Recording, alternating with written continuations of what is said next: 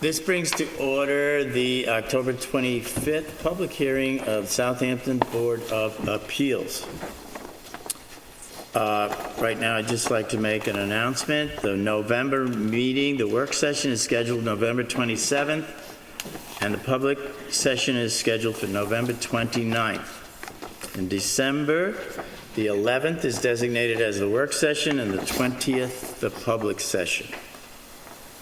First case is case number 3009. Oh, I'm sorry. We have some adjournments that we should address. Their applicants have asked to adjourn case number 3005 and 3007. Do we have a motion? Second. All in favor? Aye. Those cases are adjourned. Next case is 3009, 78 White Street, LLC. The sign, right there. So, is there anyone here for 78 White Street? They did send in a new They sent in a new sign. dimension thing. Yeah, well, it's nice, but they're not here, right? Maybe they'll come in late. My suggestion is you put it for a second call. A second call, they're not, I think that my second calls mean you go to the end of the line. Correct. Okay. 3010 McDonald's USA, LLC. Anybody present? Like a Burger King. Second call. Manuel Santomaro, 229 Potato Field Line, 3011.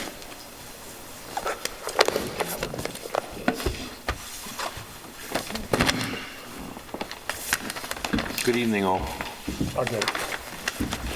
Hello. You state your name for the record, please. John DiStefano.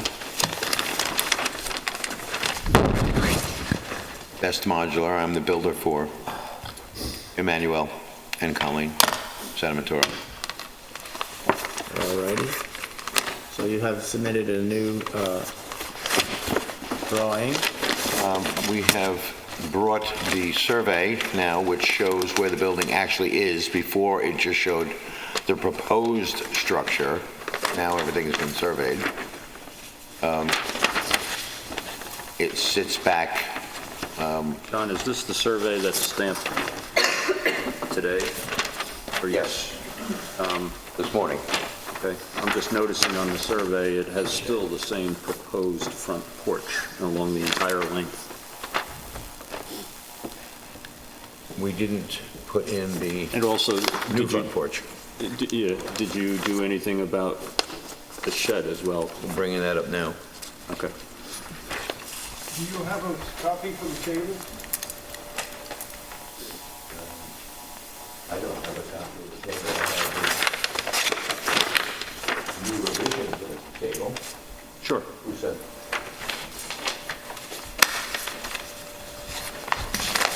Okay, the shed was there when they bought it. We didn't realize that it was non-conforming at 3 feet 7. And from what I can find, the code is 15 feet on an accessory structure. Does that include a shed? Yeah. Yes? Okay. So the choice is get a variance for the shed Well, I or, would like it to turn that around so he can get a good picture of it straight up. Yeah, oh, I see. Okay. thank you. It's 15 feet, so we either have to try to lift it up and move it forward. It's been there 12 years or so, maybe more, or get a variance for it and let it stay at 3 feet 7 where it's been since they bought the house. They did not put the shed there. It was there when they bought the house. Did they get an up-to-date CO when they purchased? No. The board is, in the past, when you have a new application and you're applying for a variance, which you are for the front portico, we try to clean up anything on the property that is non-conforming. Yes. So in this case, we would say move the shed in a conforming location, get rid of the shed, probably wouldn't give you a variance to keep it where it is. Okay. I'll bring that up to them. And they would have to relist if they wanted another variance, they'd have to start all over. No, we'll probably move the shed or get a new one. Yeah. It's too hard to move it, right? I don't know if it's going to stay together. Oh, it might fall apart. Yeah. So they need a new one then. Yeah. So, So John, can you just describe what your new proposed porch is about? the building sits 40 feet, 1 inch back from the property line. To the curb, it's 52 feet. We tried to come up with another idea, so we didn't have a 6-foot front porch. And I had Michael Barringer draw a second one. That would be a covered porch. And then Danny asked before why that second door was there. The second door was there because it's a mud area going in with a bathroom off the side. Otherwise, someone to come into the place would have had to go around to the back and through the pool fence through the rear door. So they didn't want anybody walking across their wood floors and such in the front. The new porch that we have there is not full length of the building. And then there was a bit of a, what was brought up was people didn't want it looked like we were going to build further out than the 6 feet. So even if it was reduced on the full length to 4 feet, we just don't know which way to go with this. And it certainly wasn't planned. They said we could ask for it and see what you say. To me, I don't think I don't know if you can see it on this one, but I have another one.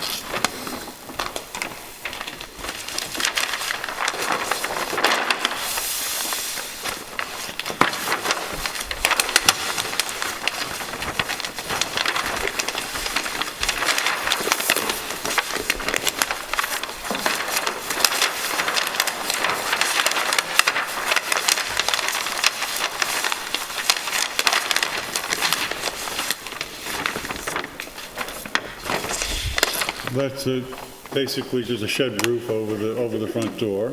Yeah. And coming out 5 feet instead of 6 feet.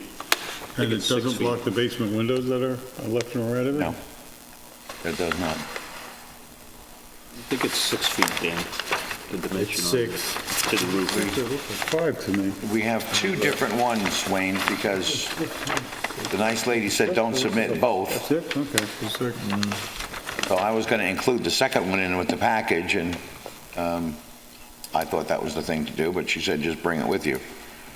So which one are you asking for? Which one would the board be more inclined to? And what are the differences? 1 foot. If we went with the full-length porch on the whole length of the building, reducing it back from 6 feet, or from 5 feet 11 to 4 feet 11 is what we would like to see, but this is option number 2. Now, if anybody's been over to the property and looked at it, we've left a bare space in the front of the property and didn't put sod there in anticipation of, okay, what are we going to do? So if you have visited and taken a look, it is at 6 feet, but we didn't want to have to put sod down and then take it back up or cut it back out. I think it looks more attractive with the full-length porch cut back to 4 feet 11 off the building. And I like this. And you like that? Okay, well, That would be how long? this one in length is 20. 20 feet in width. So John, did you formally submit the other alternative, which is the entire length? No, I did not. You did not submit that. The code, if you were to do a front stoop with no roof over it, you're allowed to go out 8 feet, and they interpret it as 8 feet and 8 feet wide. In this case, you're going out 6 feet, but you're putting a roof over it. That's what you need the variance for. But you're also going wider than the 8 feet, which I think that's You've got the outlets. serves the purpose of a portico over the front door, you know? So I don't understand. I think that this porch, without it going across the whole front, to myself, that's what I think, you know? And then the other door, you just have a simple stoop, which meets code. With no roof over it, you can have that. Okay. It would seem to look better with a shed roof, wouldn't it? This says it should. With the, Oh, I know, but you're talking about with the with stoop. the shed roof, even if we didn't go full length, cut it back 8 feet off the end on the west side here, and stop it, and then carry it over to the door. I mean, 6 one half dozen the other, I guess. Well, if you did this, you'd end up landscaping between the two, which would be nice. Okay. If you put the porch over there across the front, then they're going to landscape in front of the porch. They don't want to landscape in front of the porch. They want to leave the porch as is and see it. There's a house directly across the street almost that they have come out with the plantings 6 feet, 8 feet in some places, but they're not looking to do that. They don't want to add anything more there. They just want to have the porch and have the look of it. But over the years, we have no control over that. Oh, you have no control over what people plant when and where. Right, okay, I understand. We don't need a variance for that. And, like, they might not want plantings, but If they sell the 3 house. years from now, they might want plantings, and then all of a sudden, now you're 20 feet off the road, so, and the house already is at 40 feet right at the line, so, it feels like it keeps encroaching, it's got the potential to keep getting on top of the road. Well, does it show the line of hedge on the survey there? The line of hedge, I'm sure that hedge is going to grow up. They're not going to keep it low.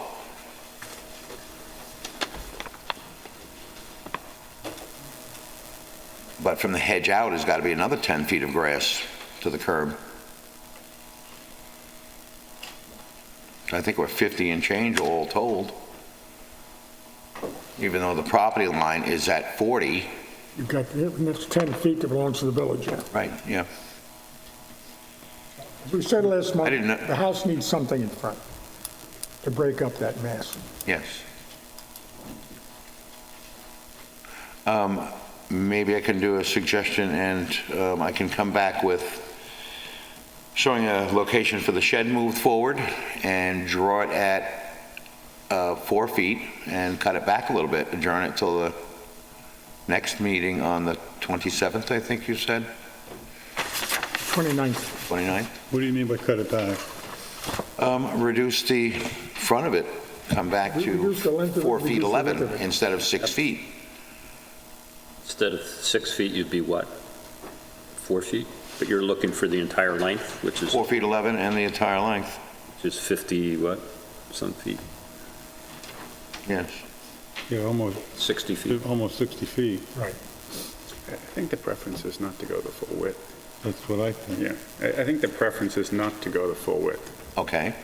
I mean, I'm just canvassing. That's, Yeah, It's true, it's kind of difficult to envision, one way or the other.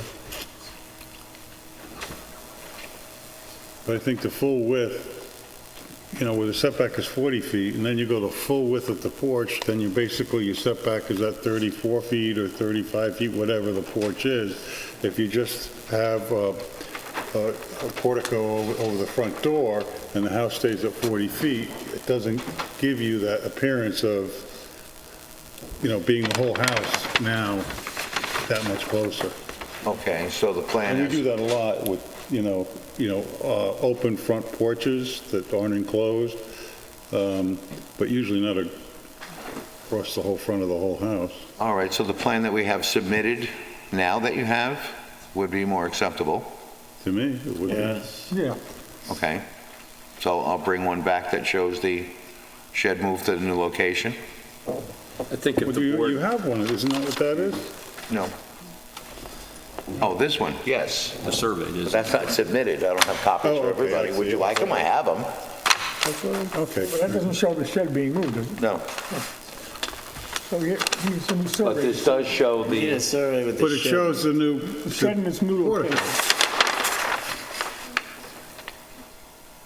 yes, this shows it at 4 feet, and the one you have shows it at Could you pass it with that and make a condition that they move the shed? We'll leave that one submitted, the one that you have, and then I'll bring back See a, if there's anybody who wants to be heard. If you could bring a survey maybe at the work session, that's moving the shed?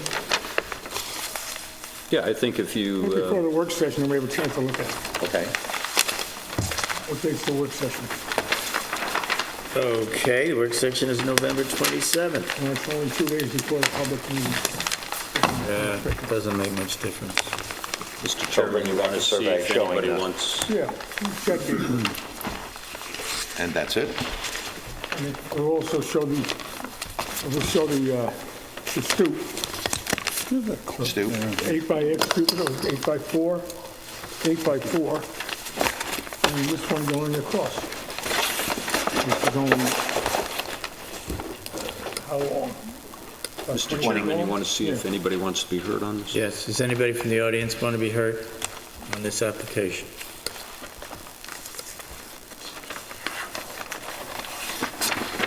So, should we adjourn for all purposes, or? It's your choice. It seems that they revised it in accordance with, I thought was the board's directions, even though you had Okay. some other alternatives here, and the only thing you're really looking for is the survey that's going to correctly show that proposal that you have on your architect's plans, Yes. as well as the shed being relocated All right, or removed or whatever you're going to do. so we should close for decision? You can close subject to those written submissions. Written submission? And if you get them to us probably well in advance of the work session, in 2 weeks or so, we could possibly have a decision for you at the next meeting. Okay, I can have it into you by Monday, that would be fine, yes? Yeah. That works? Good. Okay, is there a motion to close for decision pending addition submission. from the applicant? Second. All in favor? Aye. Okay. Okay, thank you.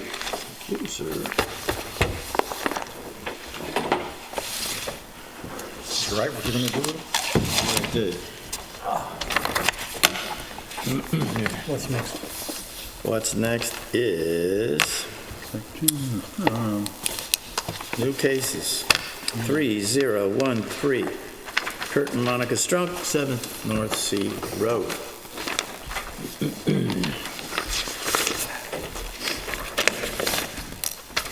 What the applicant? Kurt Strunk, and my wife is here with me, Monica Strunk. Okay. Mr. Strunk, do you have the affidavits of posting and mailing? Yes, I do. You can hand them to our clerk.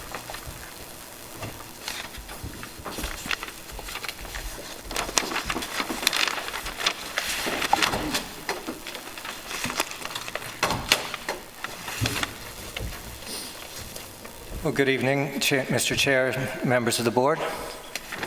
I have a brief presentation, if it would help to focus our efforts tonight on the key issues before the board, and they discuss what we believe to be the merits of our request. I can hand them out if that's acceptable.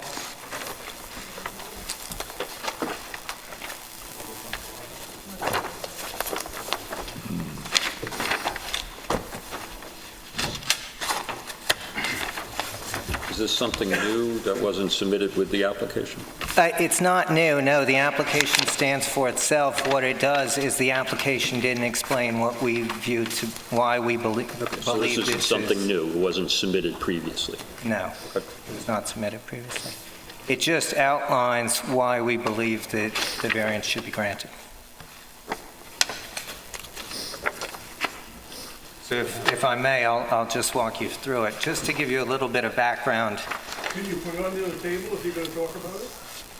Yeah, you need Of to put course. a copy on the table so the camera can Be pick in it the up. microphone. Unfortunately, Charlie, it's 14 pages, and you'd have No, to, it's a little booklet. I'll turn it. Okay. If you don't mind.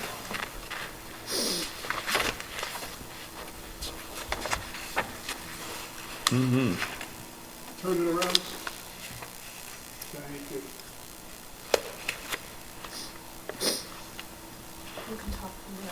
Okay, great. So just to introduce ourselves, we live in the village on a year-round basis with our two sons. And we recognize the importance of historic homes to our community, and we're trying to be good stewards with this house. It's one of the oldest houses in America. It first appeared on the maps of the village in 1665. It's not an easy house. You know,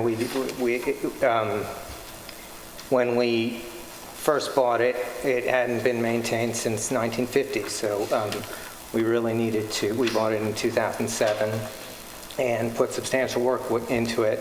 We didn't change the footprint at all. We thought we could live within the existing footprint, but having that... Strunk, I just want to interrupt you for a second. It would be very helpful if you had a copy of your survey or your plans so that we know where your property is and what house you're talking about. I know, but maybe you could put it on the table. Oh, on the table. Everyone also has that benefit. Maybe describe where the property is so that we know our starting point. Thank you. Yes, so the property is located just north of the North End Cemetery, north of Catina's before you get to Tate's. And it's set back. As you can see from the survey, the house is at a different angle to the street, so it's kind of at an odd angle. It was obviously built at a time when the street was going in a different direction. And as I said, you know, we're trying to be good stewards. It's a small lot. We feel constrained. What we're asking for here, we believe, is a quite de minimis change. So I'm just going to take you to the summary of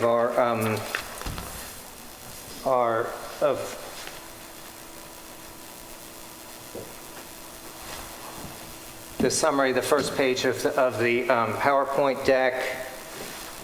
We're basically asking for a variance that would produce substantial benefits for us as a family living there on a year-round basis at what we view to be zero cost to the community. It doesn't seem plausible that these changes that we're asking for could really have any effect on the health, safety, and welfare of the neighborhood. Instead, we believe it's going to increase the functionality of the house, which is going to be good and will help to preserve the house as a functioning house for the neighborhood and the community for future generations. So that's kind of our view from 30,000 feet. And then I'm just going to walk you through what we're asking for. We're asking for three variances. One is the extension of the sunroom, and you can see that on the survey where it says proposed addition in the back of the house. The proposed addition of 96 square feet, not a big addition. It's just one story at that part of the house. And because the house is already non-conforming with respect to the setback, right now it's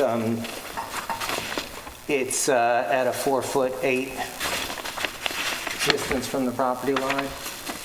And what we're proposing to do would increase the non-conformity by less than 8%.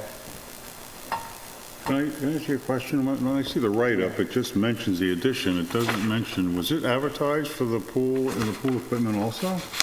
I mean, you're asking for it now, but I don't see it in our... There was, in the write-up, there was a mention of the patio. It was, and I believe the pool equipment is on the survey exactly in a spot where... It's in the garage, isn't it? No. It's right next to the garage. It's next to the garage, but that's where you see the text on the survey. That's in a place that's not compliant with the setback, because the setback for any structure or accessory would be 20 at that point. I just don't know how it was advertised, if they included that in the pool patio and the pool equipment. All I have in the write-up here is just... Yeah, I didn't do I did the 3-page write-up, but I didn't do the write-up that says, Wait, a minute, if that wasn't advertised correctly, what, We can only grant the variances that were properly noticed. So if you are asking for these 2 additional variances, we'll have to renotice that for the next meeting. But you can continue with your presentation, and we can determine exactly what you're asking for and whether they need to be noticed or otherwise. Sounds good. Okay, so, I guess it was clear that there were, with the proposed addition in the back of the house, we'd be expanding the nonconformity by 7.6%, less than 8%. And as you know, the standard for review comes from section 712B of the code. This is an area variance that we're asking for, and the code is clear that the standard of review is that the board has to weigh the benefits to the applicant as compared to the detriment to the health, safety, and welfare of the neighborhood. And so that's what I'm going to focus on here, just looking at, I'm going to describe each of the proposed changes. If we have to adjourn some of those 2 other requests, that'll be fine, but I'm just going to talk through all of them because I think they're all fairly insignificant. So the key questions that the code calls for is, will the variance produce undesirable change in the character of the neighborhood? Could the benefit that we're seeking somehow be achieved through another means? Is the requested variance substantial? And will the variance have any adverse effect to the physical or environmental conditions in the neighborhood? And did we actually create the difficulty? So I'm just going to speak to each of those real quick. I won't take much time. So is the requested variance substantial? Certainly the one that where we're talking about coming 4 inches closer to the property line. You know, this is already a non-conforming pre-existing house, and 4 inches is de minimis. I don't believe that this could really be considered a substantial area variance. Next question that the code requires us to look at is, will the variance produce undesirable change in the character of the neighborhood? And I just want to stress for the board that everything we're asking for is in the back of the house. And the back of the house, you can't see from North Sea Road. And behind our property, there's another house, so you can't see it from Windmill Lane either. And so none of this is visible. And even between our property and, let's say, the cemetery, there's a line of privet. So, and between our property and our neighbor to the west, there's a fence. Between our property and our neighbor to the north, there's another fence. So there are fences and privet to separate the back of the house and really make it so you don't see this, see what's happening back there. And so bottom line there is that there's really no effect on the character of the neighborhood because you don't see it when you're walking through the neighborhood. Could the variance be, or the benefit that we're looking for, this increased livability be achieved through any other means? We looked at it, we couldn't find any other means. So we don't believe there's any alternative means to achieving that same benefit. We've lived in the house for 11 years. We tried to live in it in the footprint that was there. And now we're just asking for a modest 96-square foot addition. Will the variance affect the physical or environmental conditions in the neighborhood? There's going to be no effect on the physical or environmental conditions in the neighborhood from what we're proposing to do here. Did we create this difficulty? No, we bought the house, we like the house, it's a historic house. But the decisions about the placements of the property were made centuries ago, and they weren't made by us. If we had the lot with nothing on it, we would obviously do something very different. But we have, the original part of the house was built in 1665, the sort of main area that has a fieldstone foundation. Then there was an extension built on the north side. We saw it, the builder signed it in 1913. And then on the side where the side that's on the cemetery, that was built in the 1800s.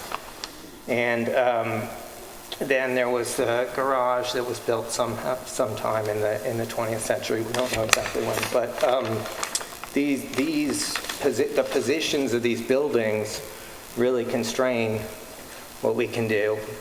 And we've tried to work within the footprint and really found that the back rooms could really use just a very small expansion of space to make them much more usable for us. And so those are the key questions that the code requires us to look at tonight, and happy to answer any questions you have about the proposal.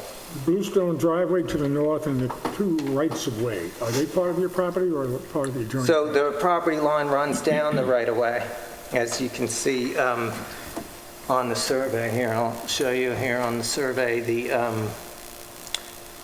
The property line runs down the middle of the right-of-way and then curves north. And if you build the pool, the garage doesn't really become a usable garage for vehicles anymore. No, We couldn't get back there anyway. that's correct.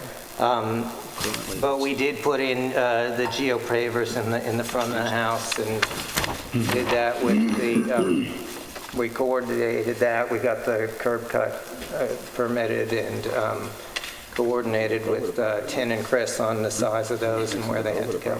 So far as the pool goes, that's as of right. You don't need any variance? Oh, we don't need any variance for the pool. The building department has already granted us the permit, so we already have the pool permit for the, They have the question about the location of the pool equipment.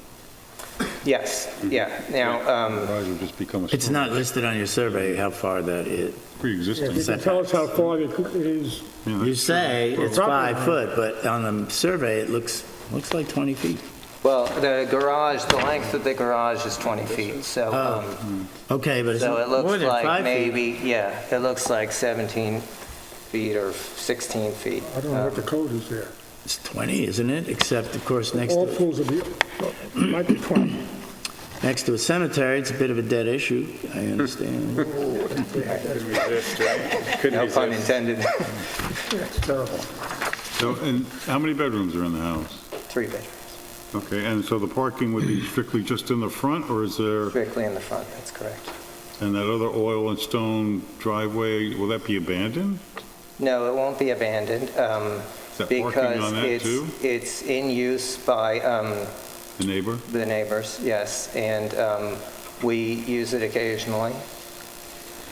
So, All right, but the placement of the pool equipment, is it 5 feet or is it, 15 feet or what? well, what we're asking for you to approve is a variance to 5 feet.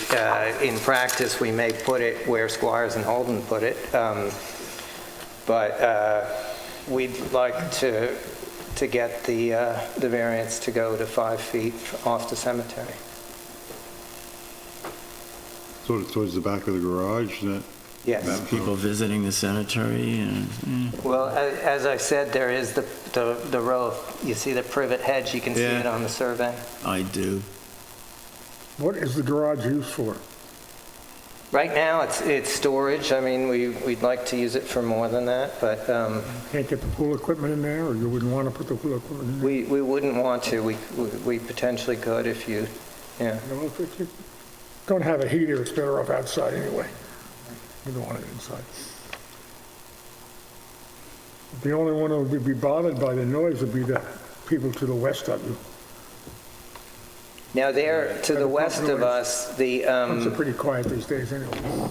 and their house is also quite further west from the property line.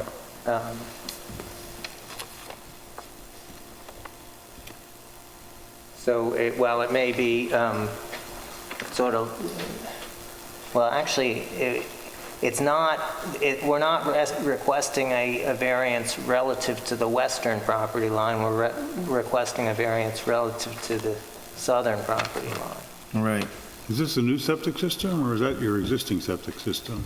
It says proposed. Yeah, it's new septic right. system. So where's the So you're going to existing? be upgrading that when you Yeah. do the addition? Yes. Have you explored that with the health department and why they might allow it in the rear of the house versus the front of the house?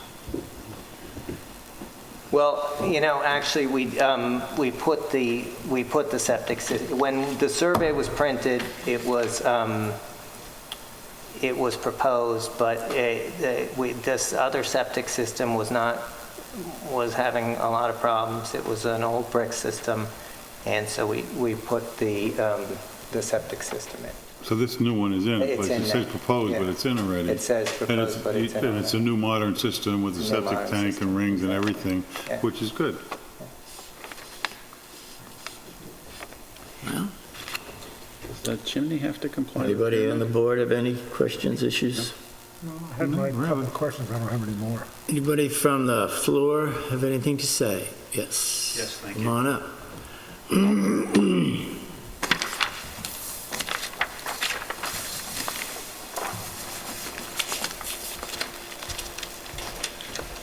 Hi, I'm Sheila White, and this is my husband, Bill Sheffrin. Good evening. We own the store at 25 North Sea Road in Southampton, and we also own the house behind the store at 21 North Sea Road. We share the right-of-way driveway with our neighbors at 7 North Sea Road, the Strunks. First, I want to ask, can we clarify if it says on the letter that we got on Thursday that it's a 48 square foot, one-story addition. Is it 96 feet? Because I'm hearing people say 96. 96 square feet of addition space. 96 square feet. We have 48 square feet, one-story addition. On the survey, it says 48. In the presentation, you said 96. How does that work? I don't understand. Which one is it? Do we know? It's just the one addition that's in the back We're of the not house. going to add more than 48. We were considering adding 96, but we Well, wanted that's- to get the, On your survey, though, it says whether we go out 2 48. feet or 4 feet. And so we had the plans drawn up, once it was drawn up with 4 feet, once it was drawn up with 2 feet. So, Which one are you asking for? well, we'd like to have the ability to go for 4 feet. You have to change the survey. Well, we can live with 2 feet if that's what the, Is the 4 If you ask feet the 96 and says 48 represent in the survey. 96 square feet or 48 square feet? 4 feet out is 96 square feet, whereas 2 feet out would be 48 square feet. Well, on here, you have the existing house is 4.8 feet from the property line, and then the proposed addition is 4.4 feet from the property line, which is 4 inches, basically. Right. Is that 4 feet out, or is that 2 That's at feet? the 4 feet out. All right, so to go So it 4 would feet be out, less. you'd need 4 inches. I don't have a problem either It way. doesn't show 4 feet, Dan. Yeah, there's no dimensions shown. There's no No. dimension shown, and If on you're the here- old lot I'm looking coverage, at he the- has the 48 at the square floor- feet. There's a little floor plan in here that has dimensions on it. Yeah, but the survey also survey says. It doesn't show it, right, he's got to proposed bring that up is- to date, but if he does, that's, I think you should ask for 4 feet while you're going through this process. It is a long process. but I'd like to see that on the survey, and I'd like to see if that is 4.4 feet, once it's plotted on the survey. If you're asking for 96, it was only noticed for 48, and that answers your question. It was noticed for 48 square feet. Right, okay, And thank you have to you. correct it for the Notice to 96. for the pool equipment, and, anyway, so. 96 square feet. Does that answer your question? I think so. Okay. Thank you. Okay, dear board members, my husband William Jeffrin and I are referring to the revised plans for 7 North Sea Road, dated September 24th, 2018, for the pool and addition. And the studio one-to-one renderings that are right there of the proposed house addition that we received from the Southampton Village Buildings Department. We ask that this letter and the letter of James B. Anderson and Vincent Calvo of Windmill Lane, currently away, be made public record. They're the residents to the west. We are in the unique position as homeowners and business owners of sharing the right-of-way drive with Kurt and Monica Strunk of 7 North Sea Road. Our business at 25 North Sea and our house at 21 North Sea are 2 separate properties. So you understand that the store and then the house behind is ours. So we share the back fence that Kurt just referred to in his backyard with our backyard. So I wanted to say, please pardon me if I'm asking a lot of questions, since we've only had a few days to try to understand the work being done, and that is indeed already underway.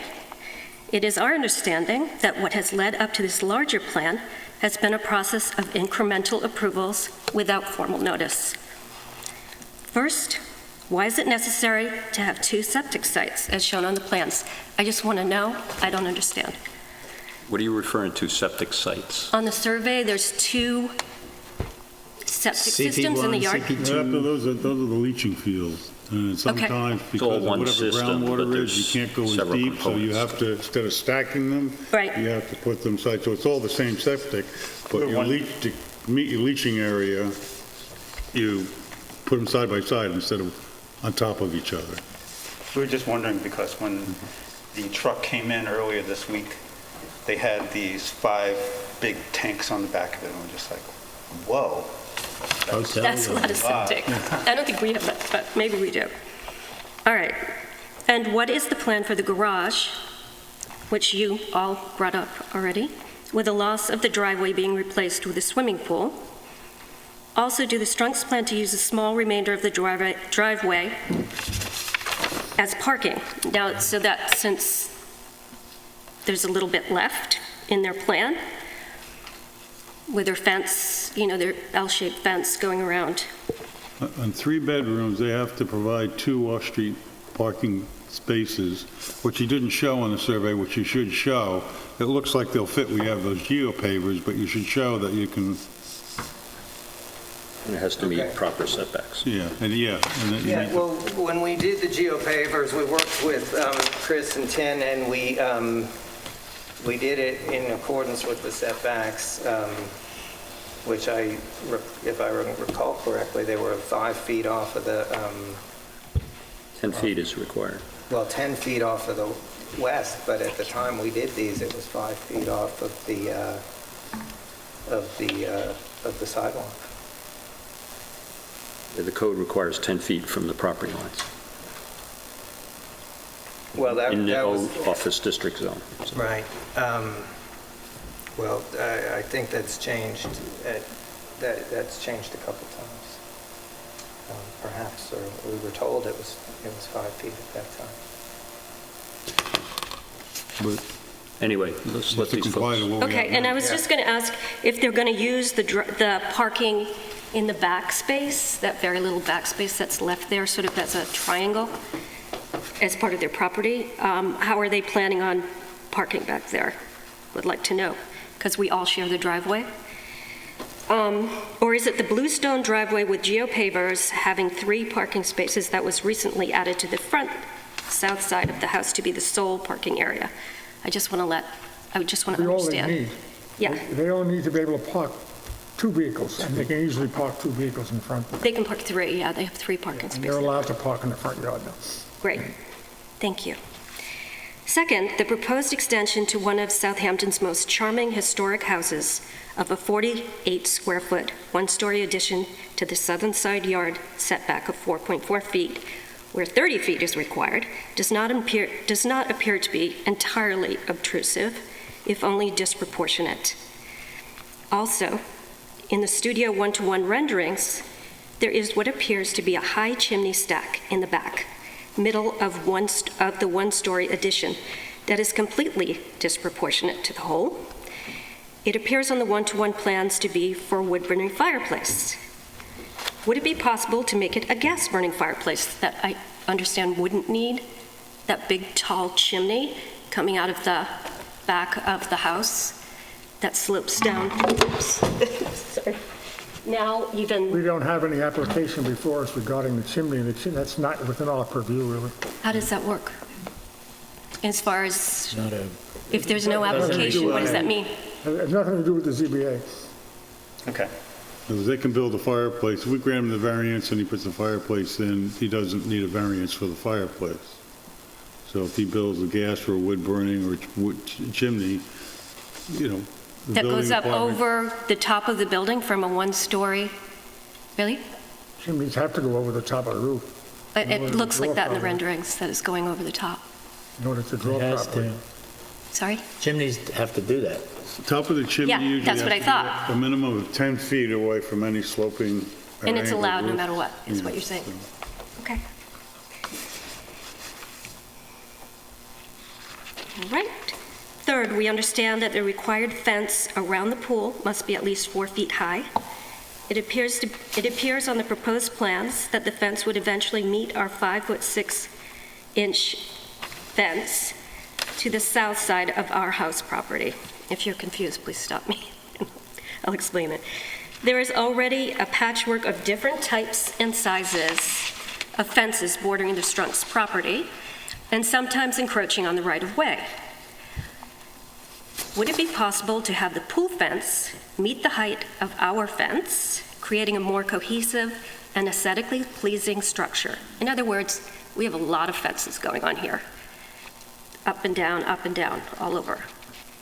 Also, what would be the materials used for the fence? Since privacy and safety also becomes an issue on both sides, especially during business hours. We run a business there. So, That may be something you'd have to work out with your neighbor. I mean, the pool just has to be fenced by code, at least 4 Right. feet. Now, Tim if they called wanna us go in more than 4 last- feet, that's fine, okay, as long as it's not over 6. We don't have any jurisdiction over the fence around the pool. He Okay. just has to meet the requirement That there for is a one. pool fence. okay. I'd just like to say that last year, they were going to put a fence, they asked to put a fence up, and Tim called me in to ask me for our approval, because he said that they wanted a higher fence than what we had there already, and that they were supposed to have to meet the size of our fence, unless we said they didn't. So my thinking How high is is your fence? 5'6". And aren't they proposing 5? What are they They're not proposing? proposing any fence. Actually, Well, they're proposing Mr. a Strunk fence around the told pool my to join husband up yesterday to that he the wasn't common putting a fence Is around that the pool, basically so- what They they're have to doing? fence the pool. that's what I thought. They have to fence the pool. That's Okay. by code. But they don't have to make it 5'6", they can make it 4 feet. Right, even if it isn't cohesive and everything is different there, all the way around? Doesn't Then matter? again, I 4 foot suggest you pool. talk to your neighbors, and maybe you can work something out between the two parties. Okay, we'd be happy A lot of to. these things don't have anything to do with us. Sure. It's good What to we're voice it. concerned with is the 96 or 48 square feet, Okay, And pool equipment. and the pool equipment. Those are the only two issues that are before us. okay. And then you brought up the sound, which I didn't even think of, but of course, we are the closest neighbors. So the sound would be, Well, I'm sure, bothering us. there's always noise when you have a pool, either people using the pool or from the pump. The Okay. pumps these days are a lot more quiet than they used to be years ago. It would be more, I'm sure, the He's use of actually pool by the requesting that children. it be a variance to 5 feet from the cemetery side, so it would be further away from your property. So it would probably be to your advantage if we granted him that. We could This would be actually the- hear the noise all the way The from the further Stop and Shop. away it is from your So property, we hear quite a bit of the better it is for noise. you. Excuse me? The further away the equipment is from your property, easier for you. So far as the pool itself, it meets the code, so we don't have anything to say about the pool, as long as they fence it. Okay. It meets all the setbacks. It's kind of an odd-shaped pool, but And there's no problem with putting it in a business district? Is that, it's fine? in the they middle? have a residence Uh-huh, okay. that's been there 400 years, close to 400 years. Before a business district, so. Didn't that one time this belonged to the Napiorski family? I believe so, yes. I mean, I honestly don't have a problem with a pool. I just, yeah, Well, pools by their nature are kind of noisy. yeah, That's why they have to be so many feet off the line, and they meet that. okay.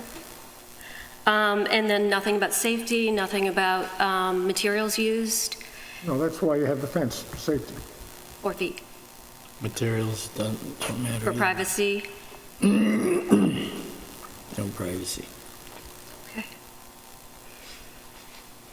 Finally, we would also like to note that the entry and egress through the right-of-way and parking areas is already difficult, especially during summer car and foot traffic, when one might not want to have to back out into oncoming traffic of both cars and pedestrians. The loss of extra feet of driveway makes it more difficult to maneuver an automobile to face street and sidewalk traffic. Would it be possible for the Strunks to alleviate some of the difficulty by moving the existing portion of their fence encroaching the right-of-way back to their property line? Also, move their dumpster out of the right-of-way. I'm a little confused. I mean, I see a dotted line cutting across the, I don't know if that's an I don't know the right-of-way lines here, so I Right don't away know. is shaded. I can explain it if it would help the board.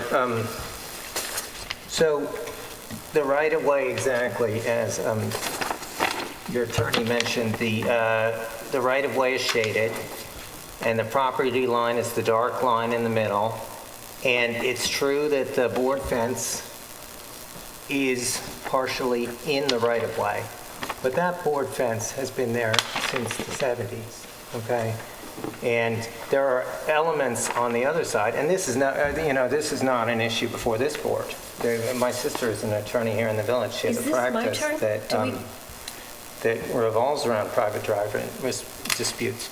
In any case, there are other things that encroach. There are basement wells. There's a gas meter that encroaches on the other side of the right-of-way, and these are not issues for this board.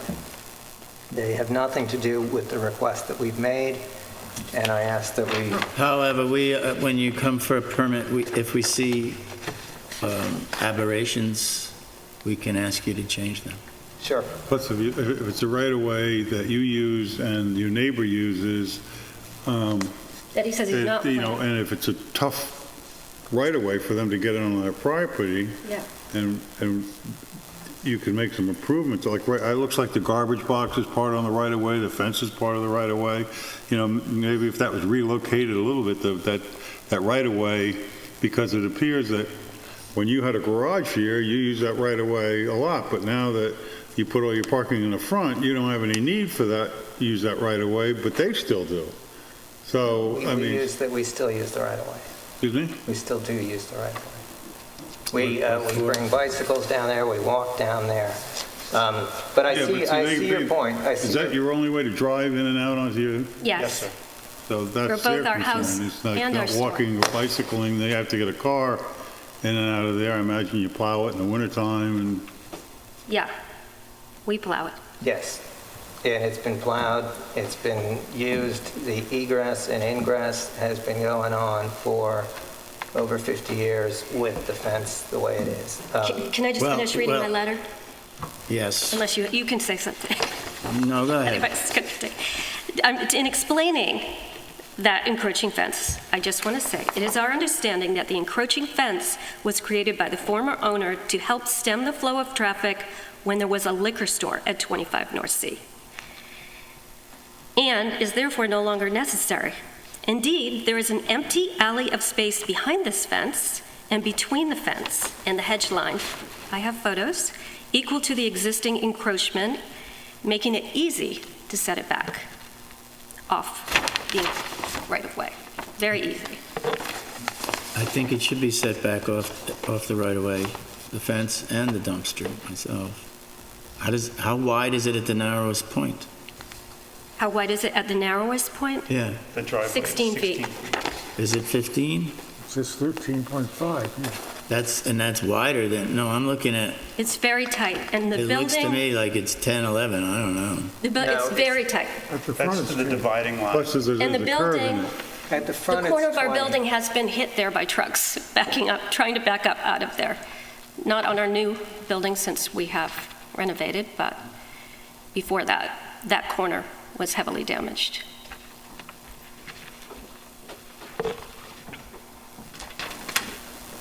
May I comment?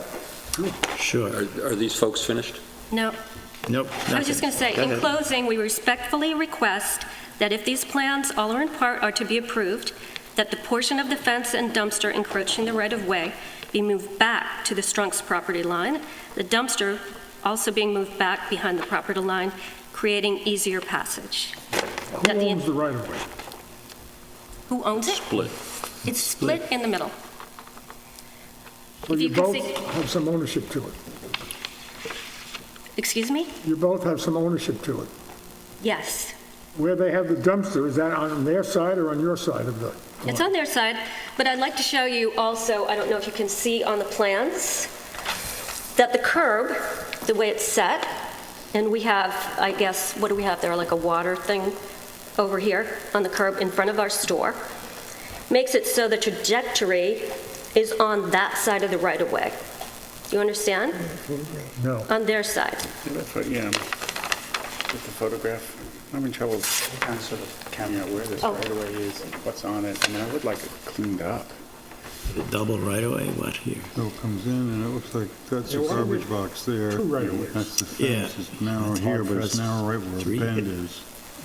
It's a single driveway, and this is the dividing line. It's a right-of-way, Splitting that's it. the story, I guess. I don't think it's shared So the ownership. right-of-way that's to the north, that's all yours. It abuts our building on the north So side, that's all yours. so you can't really drive on that side. Oh, is it all yours? Do they delineate the right-of-way as belonging half to them and half to you? You know, we don't really understand how the right-of-way works for our house at days. 21 North Street. Uh-huh.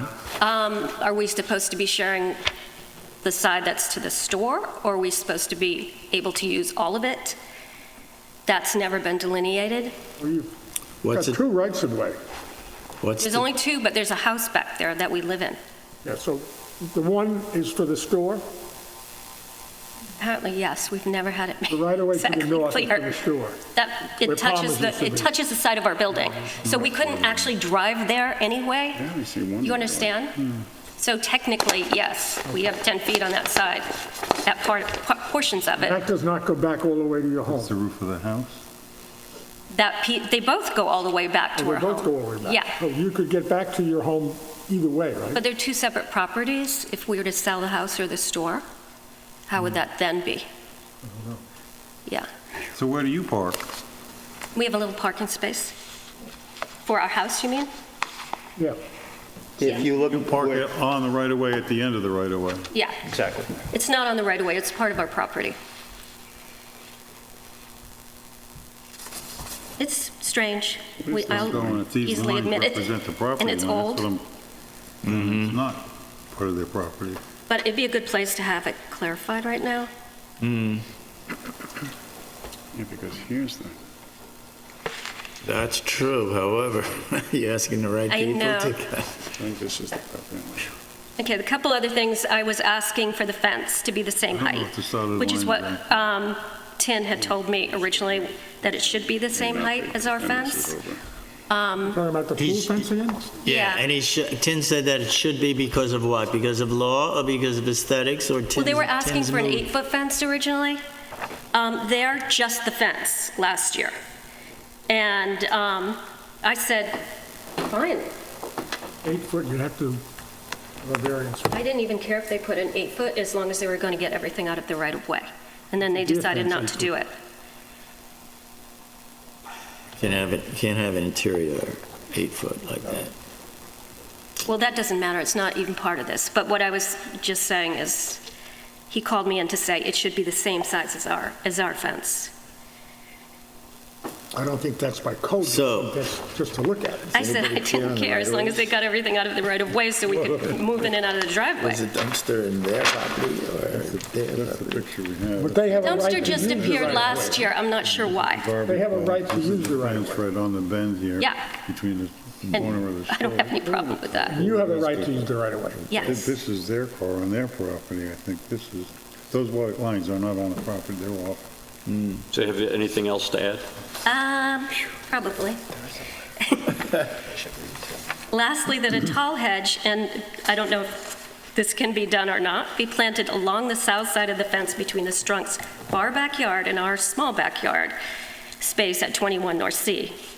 Since the trampoline and basketball hoop are now forced closer to the fence, disrupting any privacy. We have French doors that open onto our little patio area. That's all the yard we have. I have photos of it.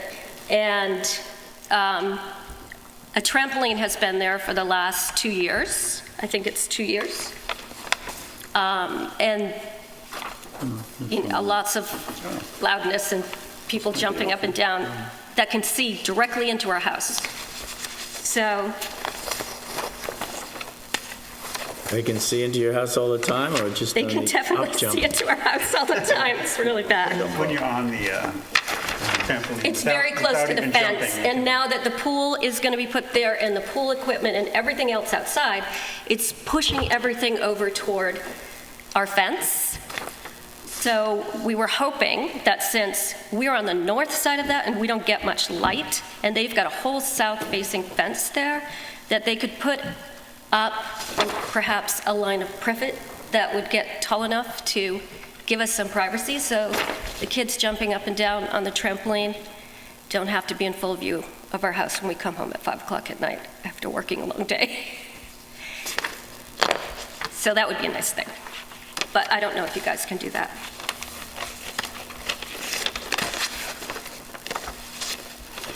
Should I read Jim and Vincent's letter too? How does the right-of-way get addressed and finalized? Is there any way? Oh, I have another letter to read. Sorry. This I can says read this- this one fast. Oh, it's kind of ditto. I mean, it's Did you get the smaller letter? from We have a Calvo. letter. Yes. Says the Yeah. same We have stuff. that, yeah. Yeah, it was interesting. To He the did a neighbors different one, to and the that, west who are out of town. They copied yours. no, they did not. They absolutely did not. They actually, I had a lot of the same points that we had.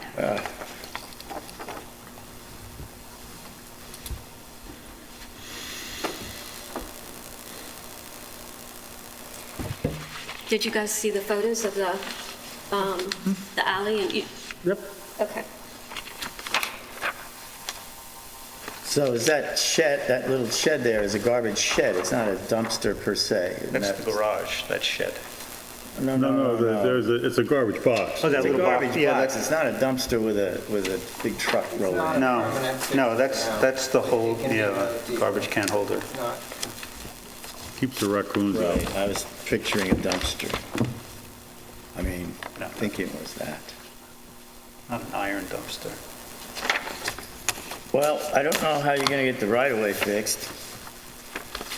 Do you have anything further to add? Any other information? This is very Such as- helpful, by the way. Thanks, Sue. Thank you. Excuse me? I'd say it's very helpful. Thank you. Oh, good. You're welcome.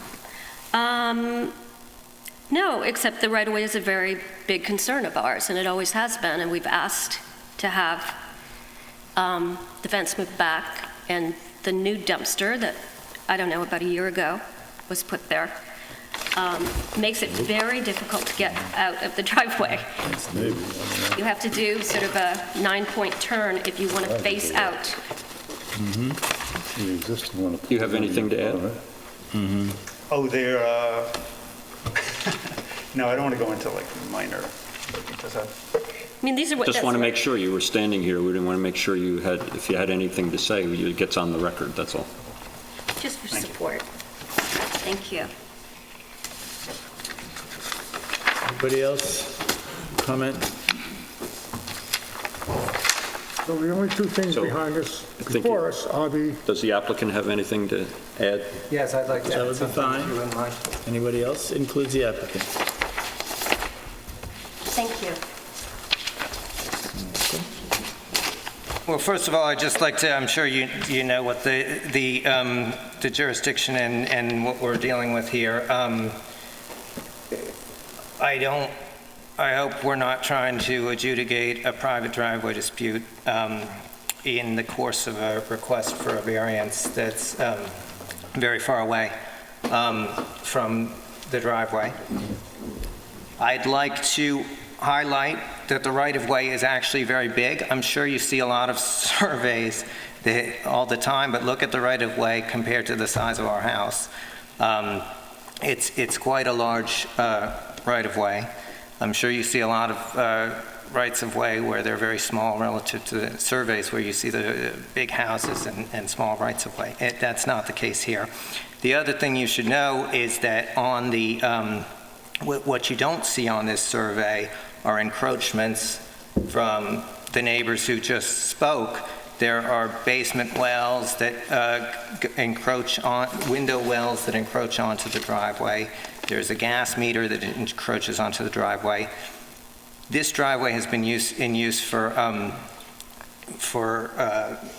half a century at least, probably longer, and that's not really relevant to our request. So just wrapping up on a request, I understand that we have to provide, with respect to the pool equipment variance, we have to provide an updated survey with the pool equipment in the place with the 5-foot setback. Is that correct? That's what you were going to ask for. You had also asked for the pool patio to win 10 feet, but you don't show that on the survey. Yes, we have that. So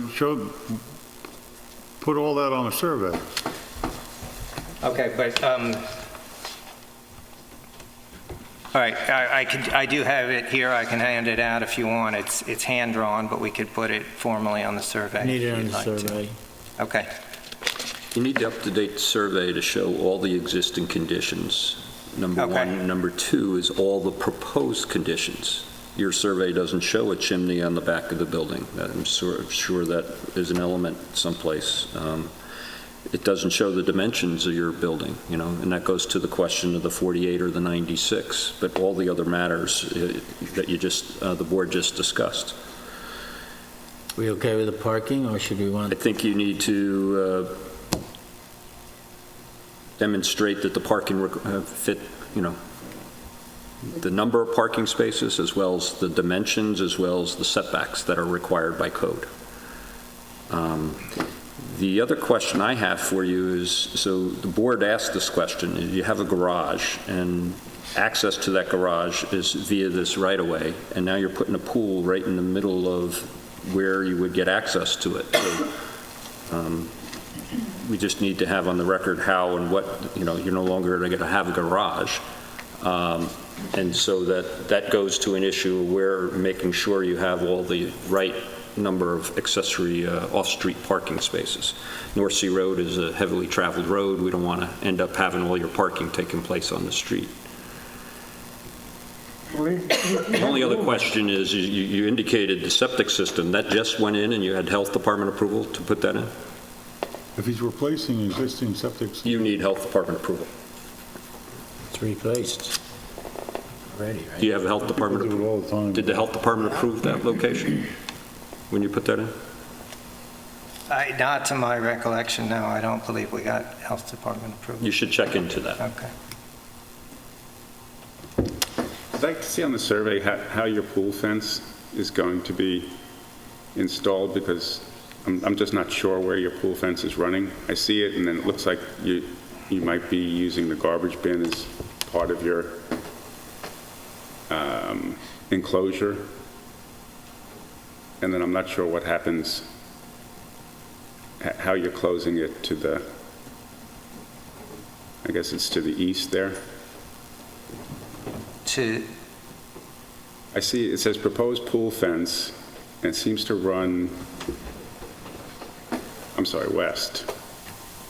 But then I don't know where it closes. Yeah, you got a board fence on the west. There's no fence shown on the south.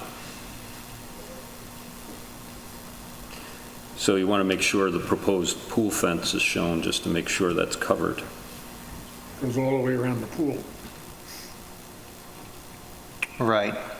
The other thing, you wanted the survey to reflect that you're in the office district zone, and the lot coverage calculations are incorrect as they're noted there. They should be based on the office district zoning requirements.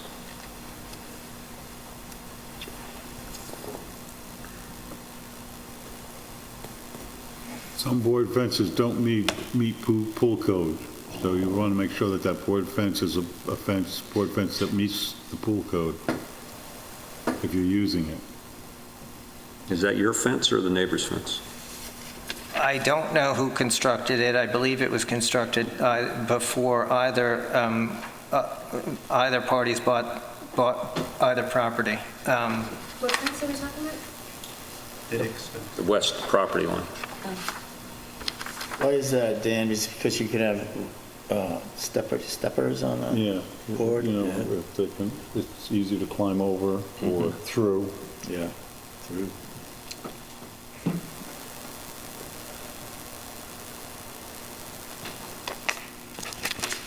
So what are we doing? Are we adjourning till next time and talking about a revised survey next time? Can I just... It's your choice. I would suggest that, especially if you're asking for the other relief, it has to be properly noticed. So you need to get revised plans and into the building department so they can properly notice that other relief if you're seeking that. But you should take into account all the items that the board has discussed tonight. Can I just ask one more question? Yes, Ms. White? Are we in agreement that... You have to come to the, Come forward so we can get it on the Oh, record. sure, I'm sorry. And then I'd like to just close out if you don't mind.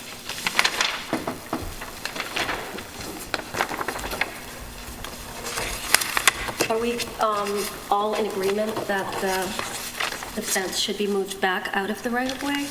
And the dumpster should also be moved back out of the right-of-way? I don't know whether we're in agreement on that. How do we do that? I don't think we're in agreement. this board is going to act on the variance request.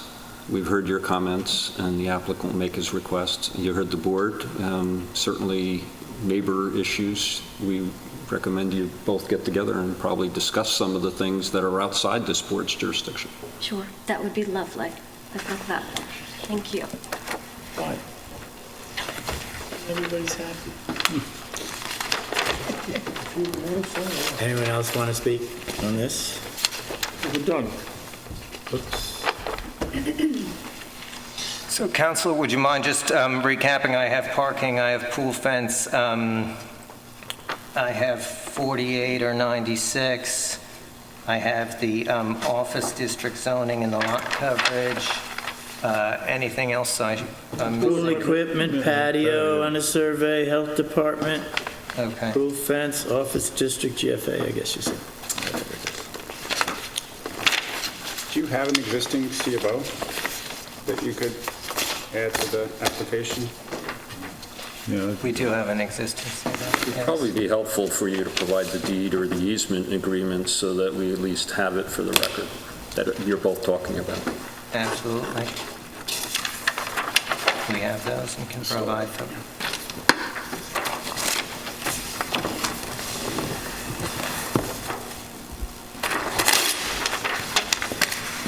Well set. Thank you very much. Appreciate your time. Move we adjourn for all purposes? I'll second. Second. All in favor?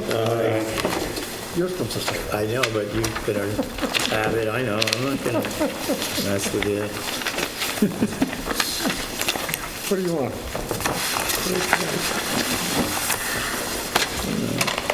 Brett Favre. Yeah, quit. What do we got now? Next case is 3014 Squabble LLC. It's a thick one. You'll love it.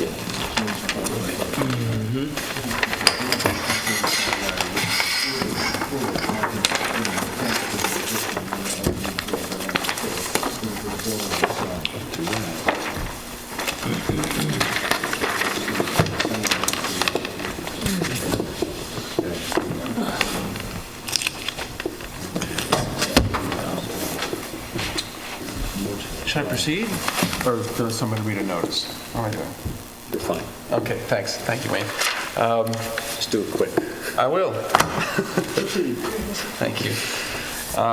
This is an application primarily for wetlands relief, or approval, I should say.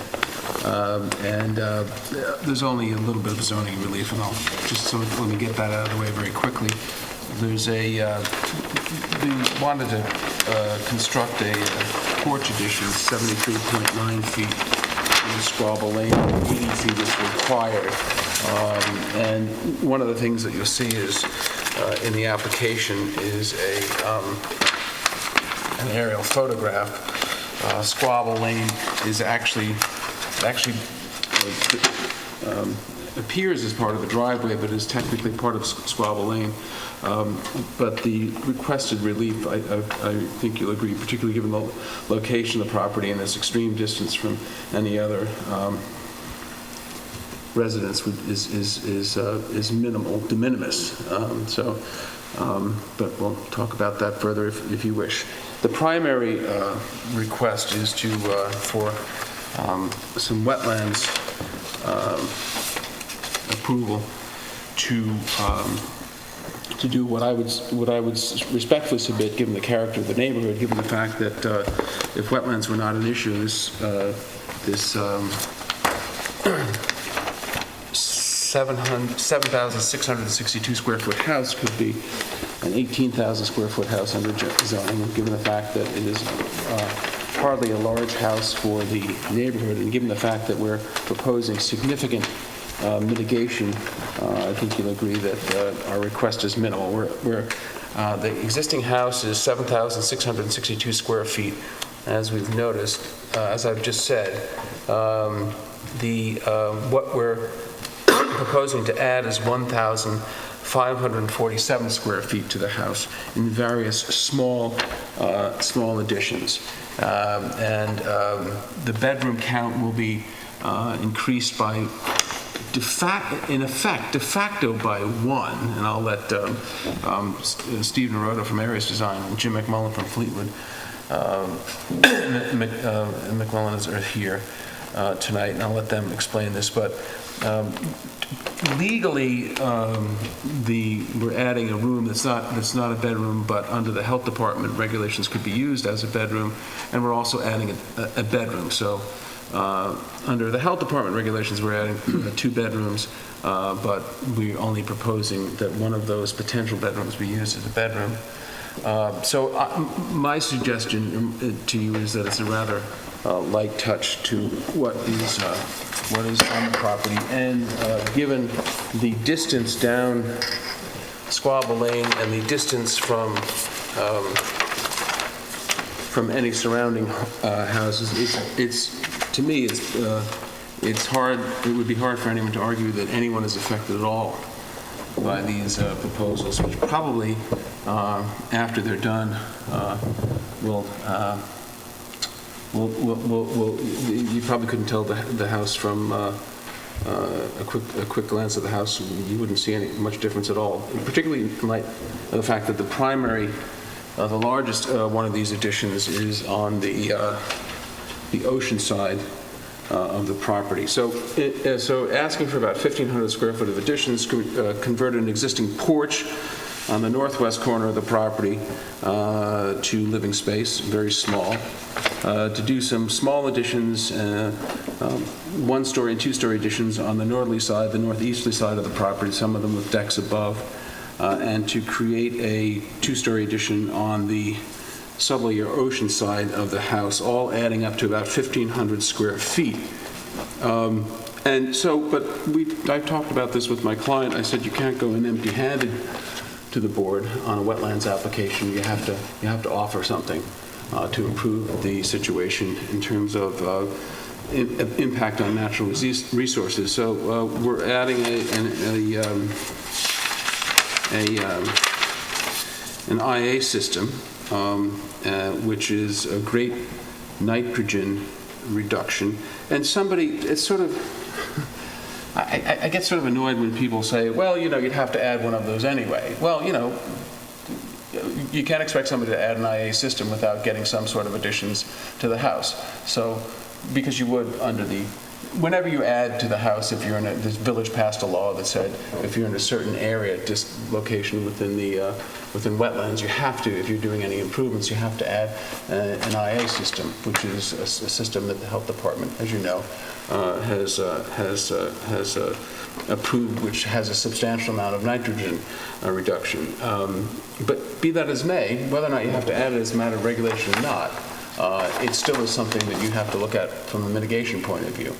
What I'm saying is, no one's going to... Giving us anything, John. No one's going to... No, I disagree. No one's going to give you... No one's going to just put an IA system in on an existing house if they're not adding anything. We're adding something. But that doesn't mean that it doesn't mitigate the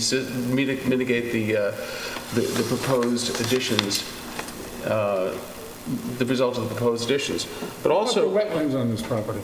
We're also removing 13,000 square feet of non-native vegetation within the 125-foot regulated area and replacing with native species, all on the plan as detailed by areas. And I think I'll have Steve. Check on this application. So we did. You have gotten a report. We did have a memo, very short memo from Chick. He says the distance between the wetlands and the limits of ground disturbance on the demo and mobilization plan should be indicated. A table with the amount of disturbances should be included on the demo and mobilization plan. A comparison table of existing structures versus proposed structures should be included on the site plans. That's easy. I've read some of these things. The other things are easily enough done, and we'll do that when we come back. We'll have that done well before we come back, hopefully in time for the work session. That shouldn't be a problem. And Chick also wanted a couple of amendments to the long-form assessment form. But I'm not saying he may or may not have other comments, but these are fairly... Usually when you're going to... Is it an improvement or not? If you're going to remove invasive species right on the wetlands, where there's usually a whole methodology. We have that? I'm going to have Steve go through that. Okay. So Steve, why don't you... Sure. I'm Stephen Rhoda with Aris Design. We did submit plans that indicate the removal practice and construction phasing proposal. So the wetland is located along Wickapog Pond. So the wetland line is right here along this blue line, right here. So anything landward of that, we're proposing removal from the wetland line up to basically the 125-foot setback, which is located right here from the wetland. So we have multiflora rose, blackberry, and various vines, non-native vines that are overgrown in this area. We'd like to remove it and replace with native plant species. And also coming upland, all these non-native plant material within the 125-foot setback will be removed and replaced with native plant species. And then landward of the 150, within the 150 setback, we're reducing impervious surfacing by approximately 700 square feet and replacing with lawn. And the proposed dock, is that trustee matter? There's a proposed... That's a trustee. That's a trustee. That's the application you have in with them? We don't have an application with them yet. We'll have to. I believe Bailey's working on it. Oh, Bailey's working on it. Okay, we'll work on that. That's within their jurisdiction. But again, I want to go back to that point about the IA system. John, don't beat a dead horse, we got it. My question for you on the survey is, it doesn't label it as the innovative alternative on-site wastewater treatment system. It's called the Fuji Clean Central. I'm just wondering, I'm assuming that's one and the same, but it doesn't have that label that we're looking for. The only questions I have for you, John, is I didn't see in your application the existing CO. How did this house, did it require previous decisions by this board or wetland permits, or how long ago was this? This house was either as a result of a wetlands, waiver, or a wetlands waiver, or a oh, no, here it is. Yeah, there was a decision of this board back in '94. And the only thing that I can find in the file is the survey and the decision. And the decision. Minutes of it. Did you submit this? No, I didn't. But I'll give it to you. Submit it to the board for the record. That would be I helpful, a didn't- copy of the CO for all the structures that are here. Yeah. And then just... Yes, there's a CO. I'll The get it. gravel parking area and the pedestrian easement on the east side, that is for what, the homeowners association?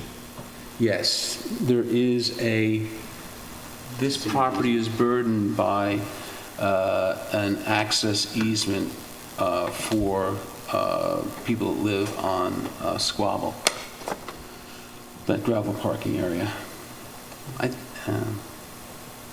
My guess is that, my associate tried to get what she could from the file in the village. It's not in great shape. We couldn't find a planting plan. We'll look again. I'm assuming that scenic easement somehow came from that variance application, but interestingly enough, it's labeled as a scenic easement. I didn't handle the transaction, but it's not recorded. Now, that very well could have been that a lack of a follow-up or whatever, but... I have a question on this existing zone parking area to remain, which looks like it comes right down off Squabble Lane. That's for people that live in the... Yes, this lot is And it runs right up to the building? up to the building. No. Where are you? Where are you, Dan? Well, I have the survey here. No, I'm just trying It to... looks like it runs right up to the face of the garage. That's the homeowner right here. That's their property. Oh, is this The a property owner parking crosses area? here. No, that's for, yeah, exactly, Steve said, that's for the homeowner. Wayne, I believe, is talking about In the the northeast area corner. in the northeast. That's, this property is burdened by an easement for access and beach access and parking for owners along Squabble Lane. That's the way it was set up years ago. And where is that parking? It's right here, Dan. Gravel parking area? Gravel Oh, parking okay, area. all right. That's I see. And you can see the easement itself is shown as well.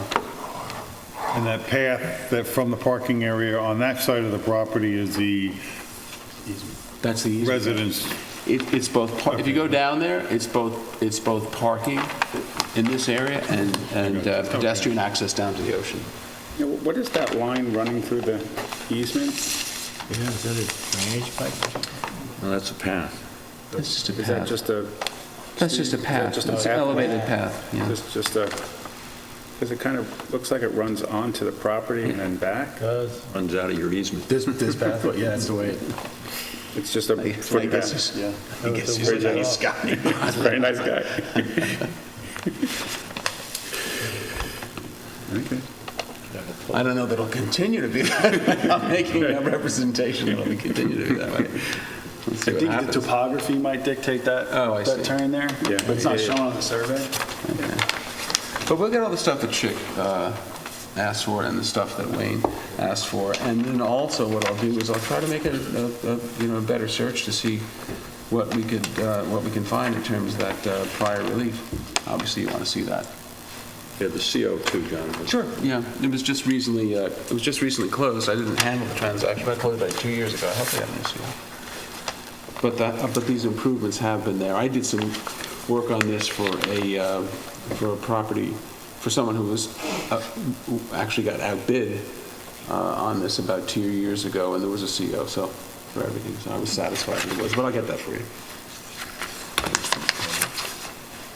Basically, your mitigation is upgrading the septic system and cutting back on the invasive species. And reducing impervious surfacing. And what? Reduction of impervious surfacing within 150-foot setback. Yeah, why don't you want to go through So, this? is that, we're zooming on the plan. The 150-foot setback, the structure setback from the wetland line runs right here. I don't know if it's, there it is. It's running right here. So right now, there's existing impervious surfacing seaward of that 150-foot setback line. The plan is to remove that. That's approximately 700 square feet and replace with pervious lawn area. So that's part of it. There is, that's going to be removed, and we're just relying on sloping away.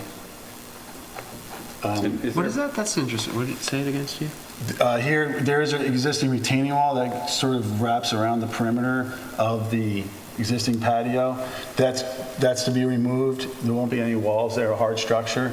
We're just going to use topography to slope away, feather it away toward the driveway area. And this says proposed pool. Is there a pool now? Yeah, there's a pool. Where, The existing pool, so It runs the other way, I believe. it runs east-west between the house and the tennis court. It gets picked up better on, it's kind of hard to read on the survey. Yeah. I think that's outside the 150, though. That's outside the 150, yeah. I think they started removing the patio, and the building department came down there. I think he got a little bit ahead of himself, so we stopped.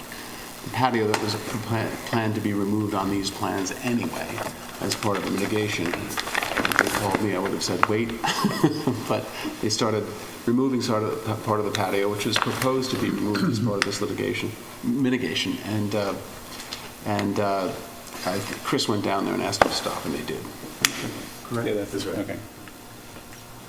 It's in the same place, basically. We just went. Anybody else from the board want to say anything? On the floor, audience? Just right.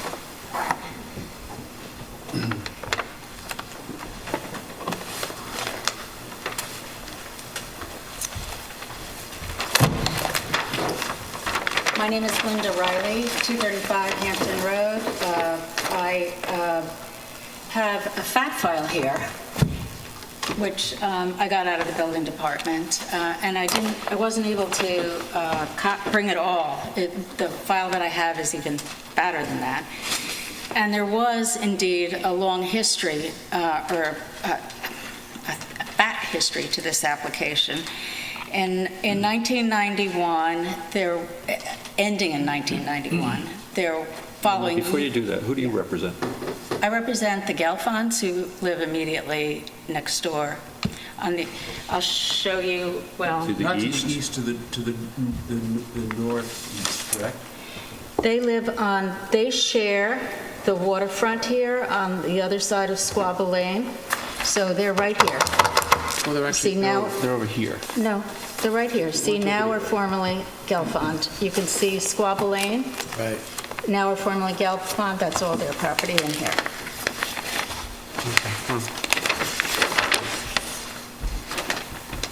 So they have a house on the east side of Wickapod? Yes, they do. So as I was saying, there were years of applications made in order to build this house and the tennis court and the pool. They needed a waiver from what's called the moratorium when the wetlands GEIS was in effect here in the village. And they got a waiver, but my point is that it was conditioned, that waiver, after a lot of opposition from many neighbors and the group of the South Fork and others, that there had to be a covenant recorded against any disturbance of natural vegetation in the northerly section of the parcel, all along Wickapog Pond, and all the vegetation in the coastal erosion area, all of the vegetation in the coastal erosion area. I had a CNR search done. Apparently, there's no covenant that was recorded that is part of the village records. I had a CNR search done, and apparently no such covenant was ever recorded. Mr. Bennett will probably say so, therefore it doesn't exist. But my point is that... Don't create my sentences for me, please. Okay, I'll refrain from that in the future. The variance that was granted for the tennis court, likewise, because it needed a variance for a front yard setback. That was also conditioned on recording a covenant that all areas designated as to remain natural on a Borilski survey that was submitted at the time was to be no mow, no cutting, filling, or clearing, so that the natural condition and vegetation is not disturbed. Again, my point is not that they are in violation of a covenant. My point is that there was an extensive amount of work that went into this, and all kinds of plans and environmental review that was done, including environmental analyses that were submitted and done by B. Lang Associates on behalf of opponents.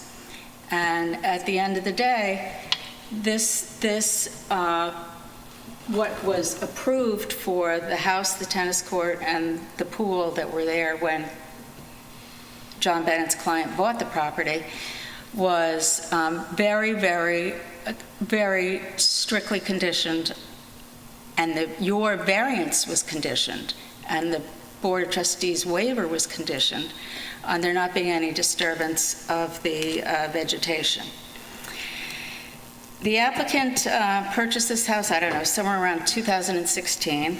The following year, he got a coastal erosion permit granted from the building department for dune revegetation. I'm going to pass out now a set of photos, which I'll go over with you.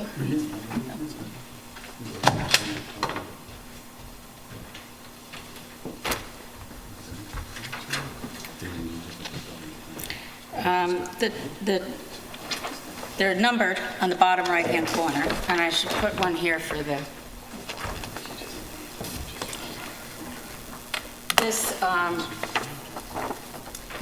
aerial on the top is from 2014, and this was taken from when the last owner first put this up for sale. There was a long interval between it being put up for sale and sold. But this aerial on top pretty much shows the conditions that existed as of 2014, which is labeled here. And you can see that right up along the both sides of the house, along the ocean side of the house, you can see it is all natural vegetation in there, even in 2014. And you can see the same thing on the other side along the pond and all along the westerly side of the property. The next photo here is an aerial that shows how it appears as of 2018. And you can see that there's been substantial disturbance to the oceanfront area within the coastal erosion hazard area. All part of the permit, all permitted. Don't misrepresent anything. Well, let me finish. let Ms. Riley continue. Let me finish. You're starting to I misrepresent said, stuff. no. Well, you can correct that at a certain point. Well, that's fine. May I Right. finish? Yes. The coastal erosion hazard area goes right up along the house practically. You can almost see it from the way the house is built, and it comes around the edge of the tennis court here.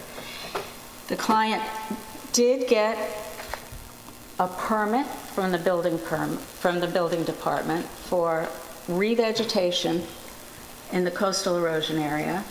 That permit was obtained in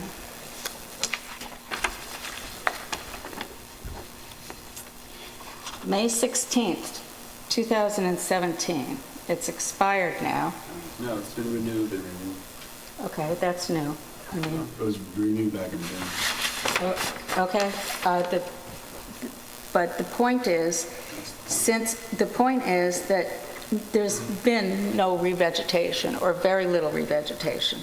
The only thing that has been, you can see that from the following picture, number 3. What's been planted there is really nothing more than some grass, and there are great bald areas. This photo was taken... Linda, before you do that, photograph 2 was from, do we know the date of that? Yes, Yes, it's listed. It's listed. It's on the top, Upper April left. 8th, 2018. Okay, 4/8/2018. Okay. Right.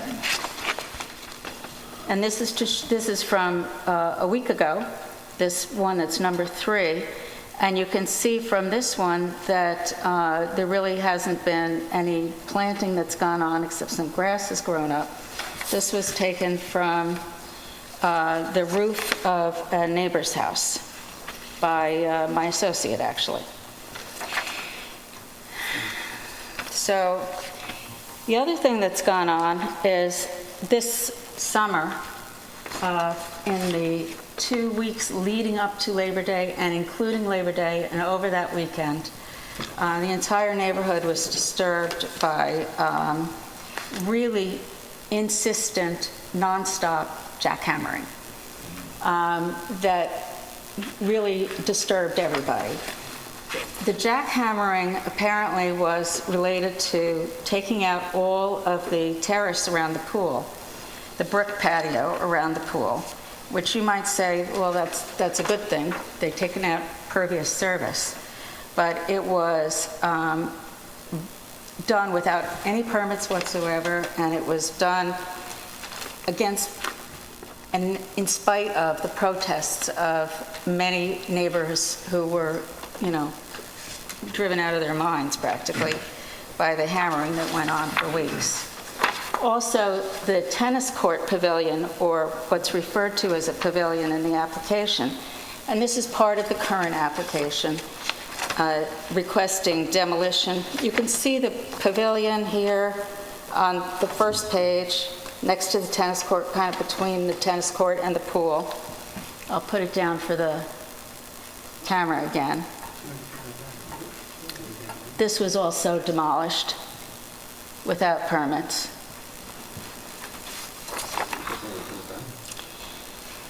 In December of 2017, the applicant or the owner of the property, however, basically tore up the end of Squabble Lane that had been maintained by the homeowners association, and that it was part of Squabble Lane.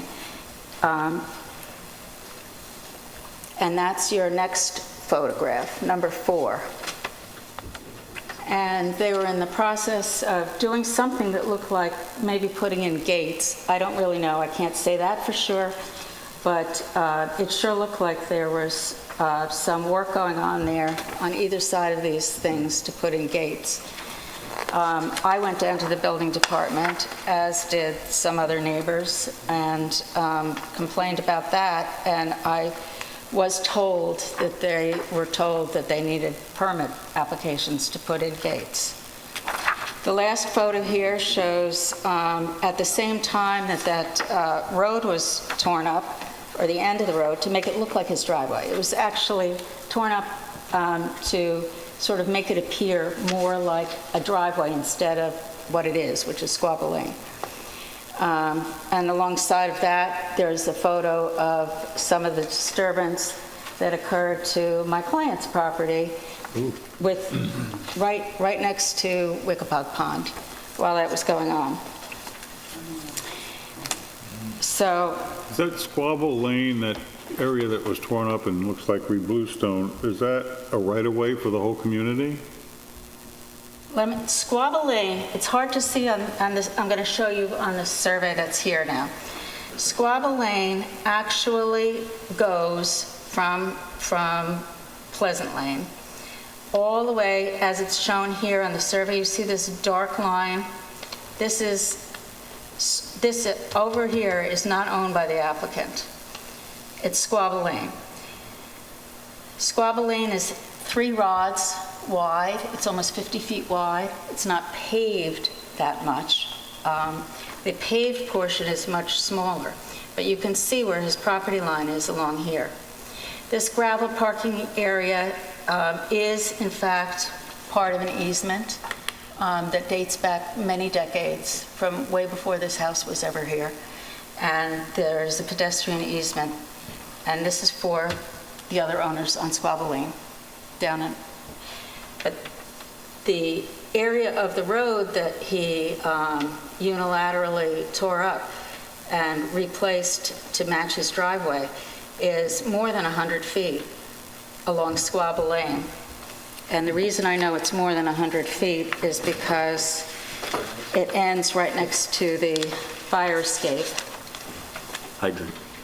excuse me, fire hydrant, thank you.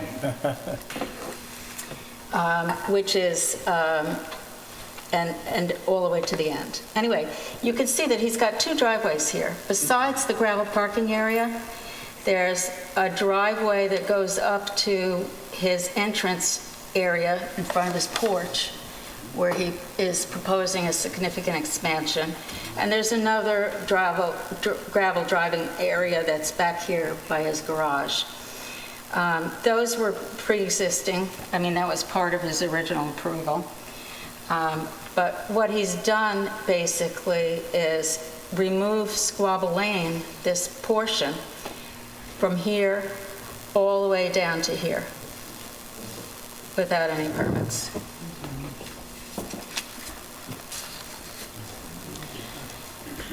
The reason I'm bringing up all of this, not that it's before you particularly, but I think it's relevant to SECRA.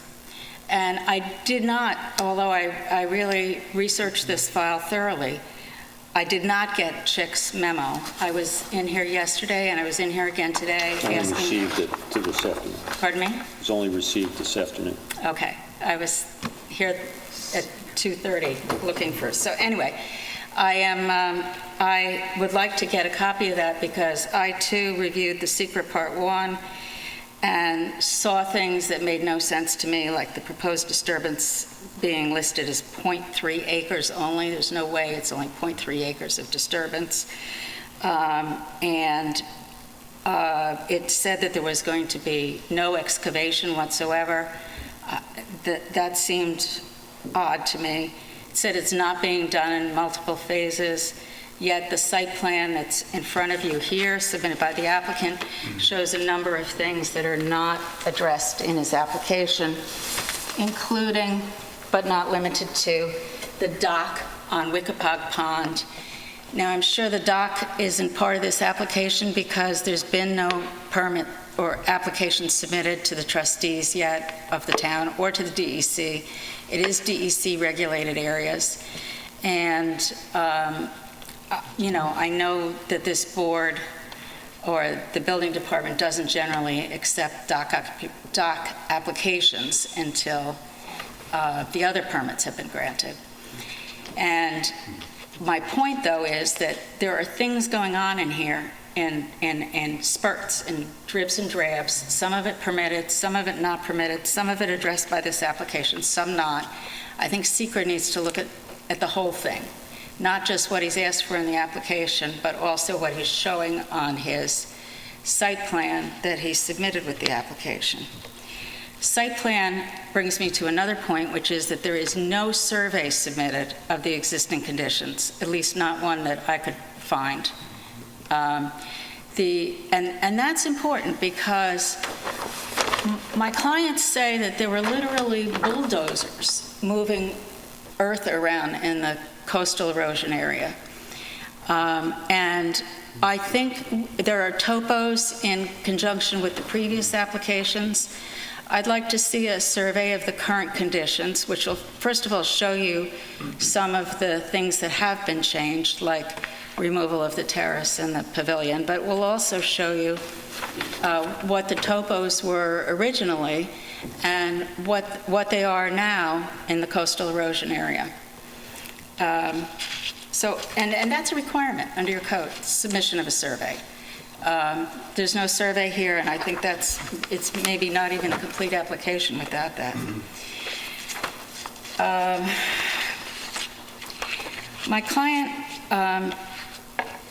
doesn't object to everything this applicant wants to do, but specifically objects to the proposed addition of the porch, which is going to be, you can't see it here because it's difficult to see here, but the existing house is not, the existing house is stepped in here. It's outlined in white. It's stepped in and it steps down. The highest portion of the house is over here, where the bulk of the house is. And then as it gets narrower off in this east wing, it gets lower and lower. It's almost like a little set of little things that come down. So the proposed on the east end, which is up, you can see where it steps down. The proposal is, in addition to that, to put a porch in front of it, all the way around the existing entry area, which will remain the same, and extend all the way out this east wing. And it's going to have a second-story deck over it. So the second-story deck, of course, is going to look out on my client's property. That's right across the street. But it also is an enormously long porch. It requires a front yard setback because of the boundary line for Squabble Lane, which is not, you're looking at the paved portion here. Once again, the boundary line is white. So this porch needs a setback, front yard setback variance for this section of it that gets added in front of the beefed up addition that's going on the east end. Am I clear? Yeah, what's Okay. the amount of the variance there for the porch? The variance for the front yard variance is, it's basically 6 feet. 6 feet, 6.1 feet. But it's completely unnecessary. If the porch could extend this far without any variance whatsoever, this whole end of it is, I think, of limited benefit, if any benefit to the applicant. I don't know what the benefit of it is. And then there also needs wetland setbacks for this part of it. Again, I'm not clear why it should be entitled to relief. I'm going to address the standards in a minute. But the other thing I wanted to talk about is just practically, this faces the prevailing north winds. The north winds in the winter particularly come from the north. And an open porch, if that's what it's to be, is going to see considerable amount of damage, if you will, over the years from that. The house in general is going to be bulkier, bigger, wider, and my client's opposed to it. The pavilion we've already covered. The notice mentions rebuilding a patio within the 125-foot required wetland setback. I couldn't find where it is that they are proposing that. Maybe he'll address that, or John Bennett will address that when he comes back up. And then, as much as anything, my client objects to the proposed revegetation all along this area that runs along Wickapog Pond.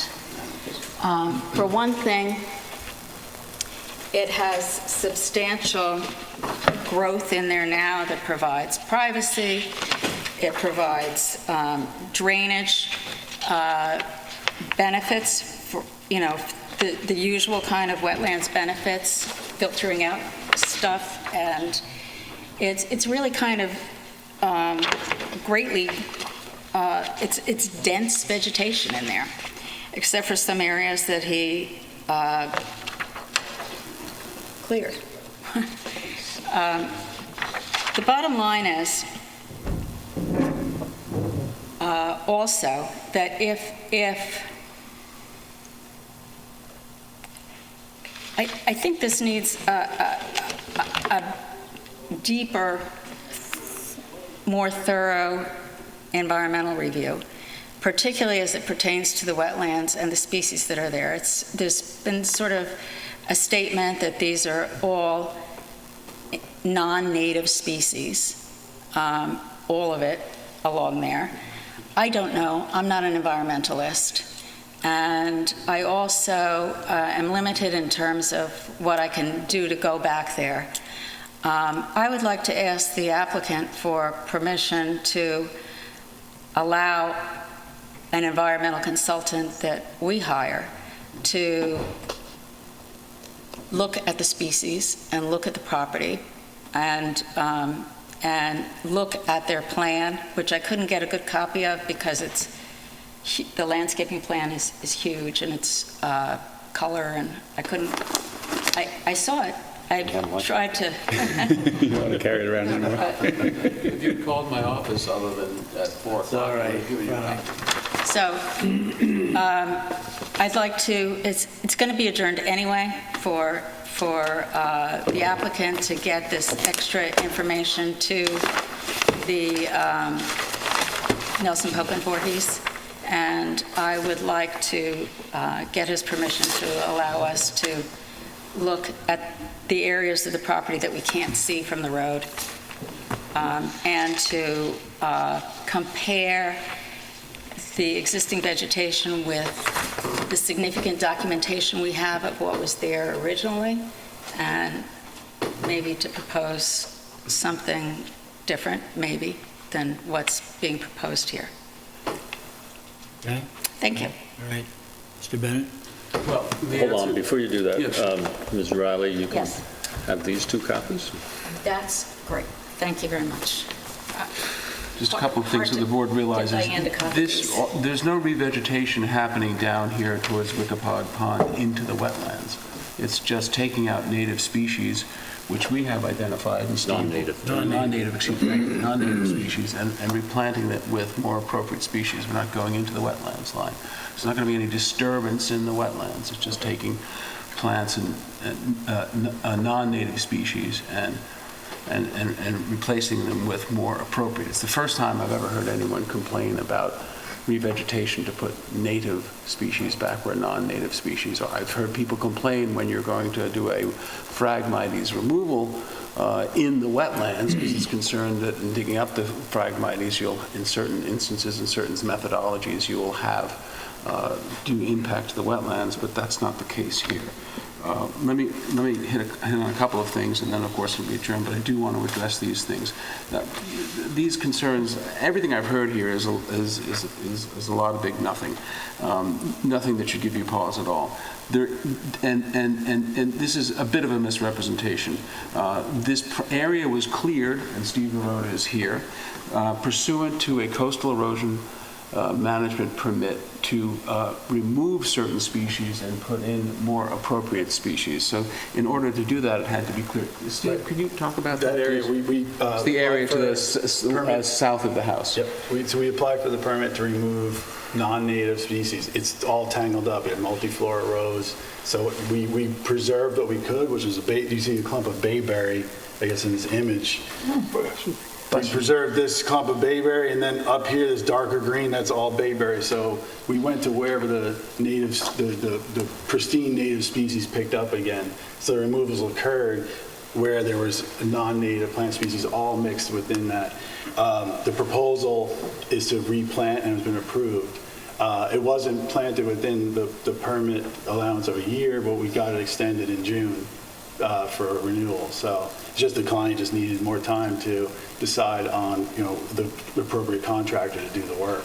But that is an area that was cleared pursuant to a permit for preparation for replanting with native species, number one. So it's been cleared, but it's not been replanted yet. Not as of yet. That's why we had to get the extension on the permit. It has been extended. Which it was extended. Number Until one. when? So you're in the middle of your process? Yes. Yes, Okay. yes, yes. How long is the permit out for? It's for a year.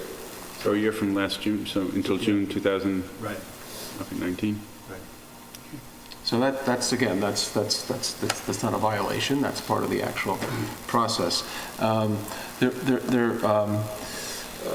This scenic easement is interesting. Talk about no good deed going unpunished. I met with the surveyor, and the surveyor said there's a scenic easement here, and I said, Bob, I took a look at the title report for the property, and there was no scenic easement, but he said it's shown on one of the map, and Bob Smith says, I think it must have come out of one of the villages'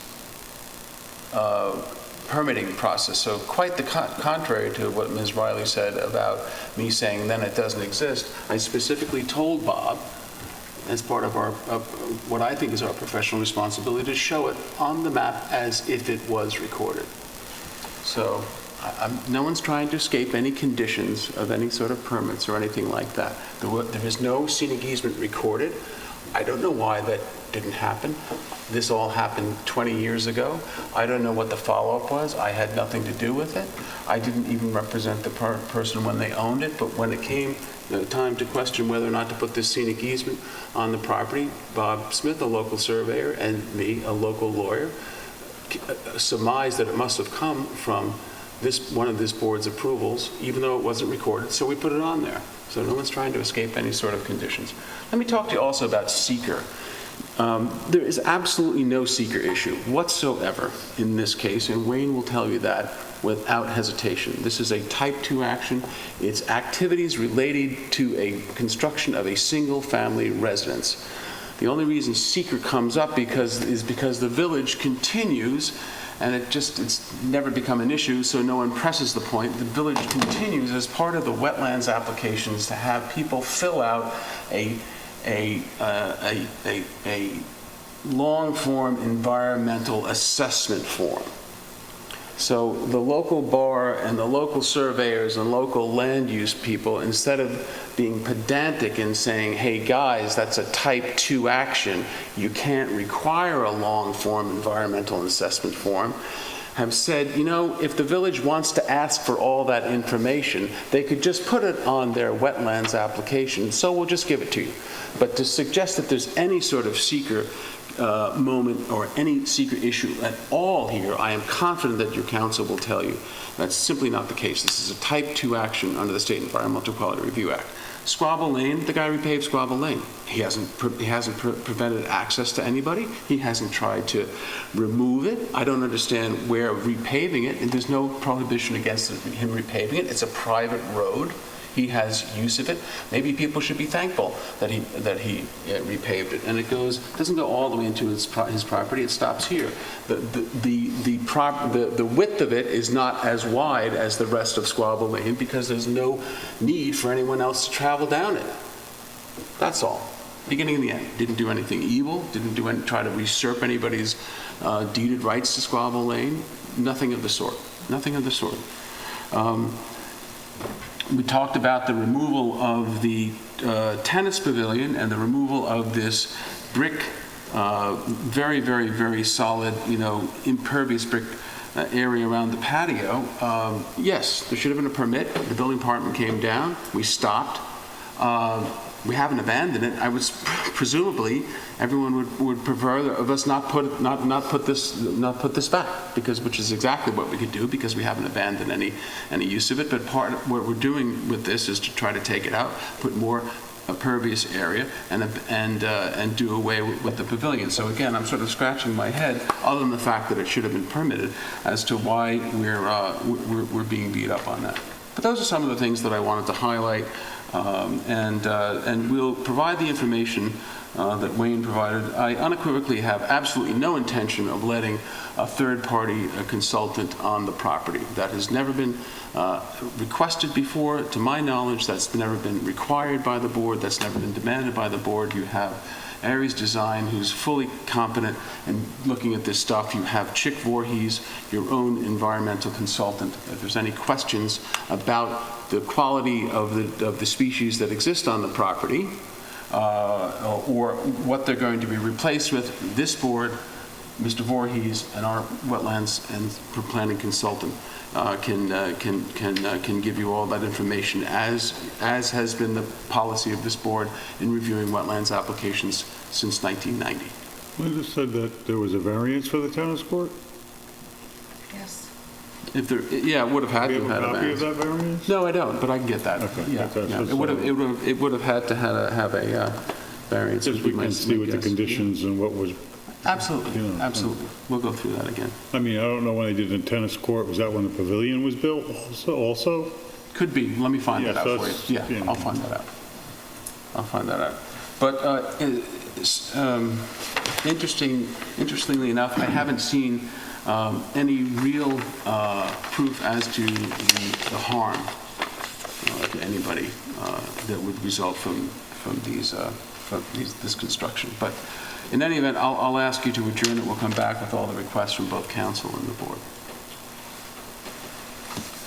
Finished, sir? Finished? No? Well, I just said, yeah. Okay, is anybody from the floor would like to speak on this? Okay. I just ask one question. Are you leaving that package over there? No. No. I didn't think so. Well, is there anything that you're going to submit, Linda, where these alleged conditions, et cetera, et cetera? No, I think that was the files, right? Excuse me? Just Are parking. you done? No, what I'm trying to figure out is if you're saying that there are conditions that were imposed as part of any of these approvals, and you're suggesting that some of them may have been violated, I think it would behoove everyone for you to put those into the record. I will. Okay, great. I will. I was taken aback by your... Let's address the board, please. Okay. I will. I'll submit that. Thank you. And also, I want to point out one other thing.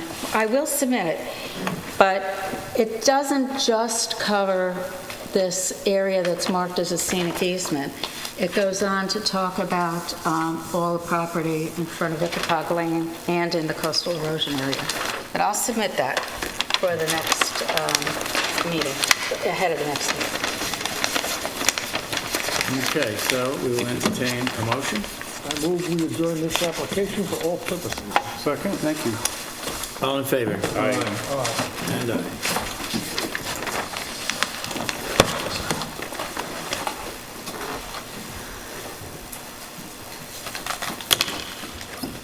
What do you wish?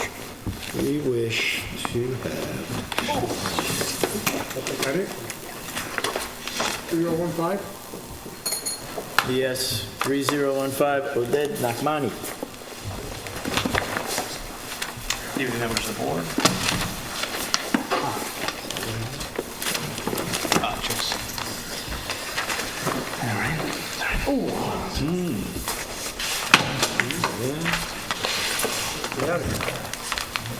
Good evening, members of the board. Brian DeSessa, 2462 Main Street, Suite 7 of the Adam Miller Group, for Mr. Nachmani. I did just receive Mr. Voorhees' letter. I hadn't seen the report yet, so I believe it came in probably this afternoon, and I know he's going to have to weigh in on this, so I would like an opportunity to review it, so I'll just have some brief comments, and then I'll ask to adjourn this matter so we can That'd be great. review Mr. Voorhees' report, and I'd like to speak to him. So, just in general, the property is located at 1471 Meadow Lane. There's an existing single-family residence there. The applicant here is proposing to demolish the existing residence, retreat from the wetland. There's wetlands to the north and the west on the property. Retreat approximately 20 feet, build a FEMA-compliant house, put in a new innovative septic system. The notes on the survey for that Fuji system are that innovative system. And that came up previously. The lot coverage is being reduced. There's a planting plan to augment native species of plants that are there, and it is in keeping with the community and previously approved redevelopment on that side. This is in where, although never adopted by the village, the Meadow Lane Overlay District, where there was a report and some recommendations as to the redevelopment of these lots. So with that said, I haven't had an opportunity to review Mr. Voorhees' report. If there are any preliminary comments from the board, I'd ask for those and then ask for an adjournment for purposes of speaking to Mr. Voorhees and reviewing his report. Is it premature to ask for a construction staging site while you're at it? If that's not part of this thing, I think you should. Sure. You can expect to hear that from Chick absolutely. as well. Could do that between now and the next one, sure. I have one question for you, Brian. Yeah. Just for your edification, the board reviewed a very similar proposal just down the way. That was Madison Avenue Partners. What we encountered there was... Do you have the address? I have a tax map number, Okay. but I'll give you that to you. 1523. 1323. Very good. Okay. That project, very similar to this, existing house and moving it closer to Dune Road or Beach Road, Meadow Lane. The applicant in that case realized after the first meeting that there's a section of the code, and I just want to make sure you're complying to it. It's section 116.12G and H, which have to do with the height requirements of certain elevated buildings as well as the sky plane requirements. Correct. What he found there when he was moving the building closer, the sky plane starts at 40 feet and goes on a 33-degree angle. So it may be that you may need a sky plane variance as well, similar to what was required in that case. So I just I'm not checked sure of that. I will check with the I architect. didn't see that necessarily on your architect's plans, so I you know might he want met to with the check. building department, so, and my understanding, his message to me was that everything complied to the sky plane, but I will double check that between the next meeting and now. My point, though, is if you do require it, you got to make sure you get it in and they renotice it. Got it. Thank you. And do you have health department approval? Pending. We submitted to the health department. We have not heard back yet. Okay, As because well as the lots of DEC. times that'll Well, they affect the won't septic. grant it until we give them a wetland permit. Correct. Right, but what I'm saying, the point, though, is that they might require, a lot of the buildings on that side require retaining walls to be built around the septic system, and I don't know if that'll be the case, and the setbacks on that, the height of that, and how that is So I do know the answer to that. So we did meet with the health department and speak to them, and the proposed system without the walls based on the galley system would be compliant from depth to groundwater, and we would not have to bring in fill or construct those walls. The intent was to keep everything as minimal as possible on the site and not construct those walls as a visual for the property and for the neighbors. That would be unusual. Yeah. No, I thought the same thing, but we checked it twice with the health department. You have so. enough elevation then to get the system in with, With the galley system, they do. That's what the engineers told me. I Maybe the new didn't decide, system, so. maybe the new system Yeah, helps that way. I don't, Yeah. but I'm not familiar with galley systems, so. I can bring some more information at the next meeting, but we did check that, and the applicant didn't want to construct those walls if there was an alternative, and we sought out this alternative I'm to. not crazy about the walls, so. No. wait, as to Wayne's point that you should have elevations showing the pyramid compliance. You know, Well, he does have elevations. We have They elevations. show pyramid, but I don't know if it's showing that sky plane requirement for certain elevated buildings Correct. pursuant to those sections. And I will check to confirm that with Mr. Florio in the building department. Then do we have a kind of existing conditions with the proposed superimposed to see? It is on the where same that- map, so it is hard to read because there's a lot going on in the map, but the existing house is underneath there, and you can see where the pullback is. It might be helpful you Do you separate. give us the current existing survey. It helps us. I know that other application, if you look at it, they had diagrams, nice colored diagrams. We can do that, sure. Existing and proposed, but these surveys get very busy. Yeah. And I guess Chick probably asked for a chart showing compliance with the Meadow Lane Overlay District guidelines. We provided that. I didn't read Mr. Voorhees' Yeah, letter, but I didn't get it, but if he didn't ask for it, that chart is important. I know we provided it.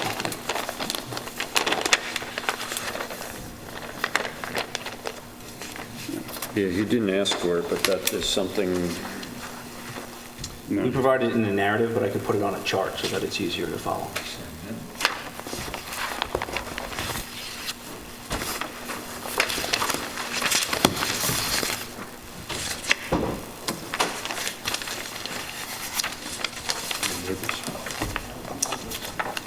Any questions from the board further? Sure. Anybody in the audience want to comment? Do we have a motion? Gonna hold it open for all purposes, right? Yes. We hold it open for all purposes. Is there a second? I'll second. All in favor? thanks for keeping it short.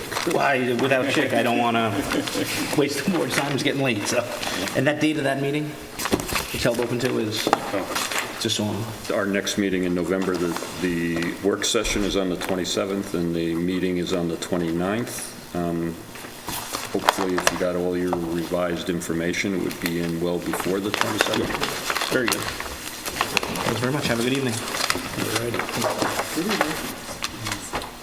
Next case, 3016, Joseph Amadea, 97 Meeting House.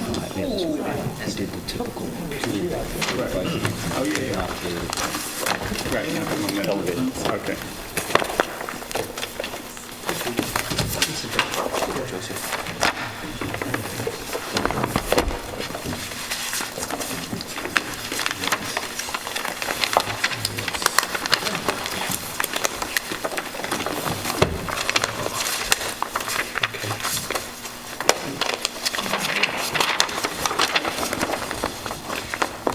For the applicant, should I proceed?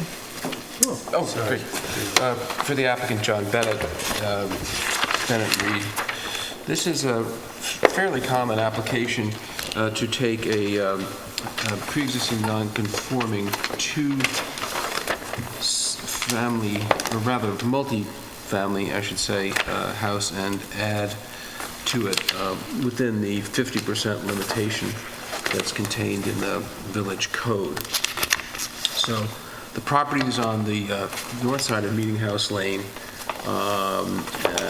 and east of Pine Street. It's 18,399 square foot lot, and it's in the R12.5 zoning district. And we did submit an aerial which shows you the surrounding area, even though this is in the R12.5 zoning district. I think anyone familiar with Meeting House Lane would know that there are a lot of multifamily homes in the area across the street as well. So it's currently pre-existing, as I said, non-conforming multifamily with a garage, and then there's an apartment in the back. We're not talking about doing anything to the apartment, but we would like to add to the house up front. And since it's a non-conforming use, we do have to come and ask you to bless that. The proposed multifamily house, if you were kind enough to approve this, would result in a gross floor area of 3,074 square feet. And under the current GFA regulations, the 3,340 square feet is permitted. So we're under the maximum GFA for the area. For that dwelling, right? Just for that structure? I'm sorry? It's just for that structure? I'm sorry. Yes, just for that Just for that structure? Yes, just for that structure. So that has nothing to do with the apartment? No, we're not doing a thing to the apartment, yeah, so that's important. So that's very important. And the other thing, and we'll talk about this as it relates not only to the quality and the nature of what the proposed expansion is, but how it relates to parking. The other thing is what we're doing here. We're not picking up any bedrooms, and that's really important. I think the best way to look at that and give yourself comfort and satisfy yourself are to look at CMAC Sammy's plans, which are submitted. He's the project architect, and there are 4 drawings that I'd like you to look at.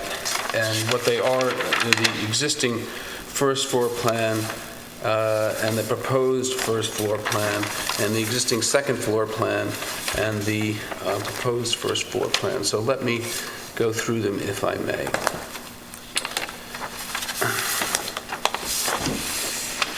Hopefully this can be picked up so that you can see them not only yourself but on television. So John, first of all, yes.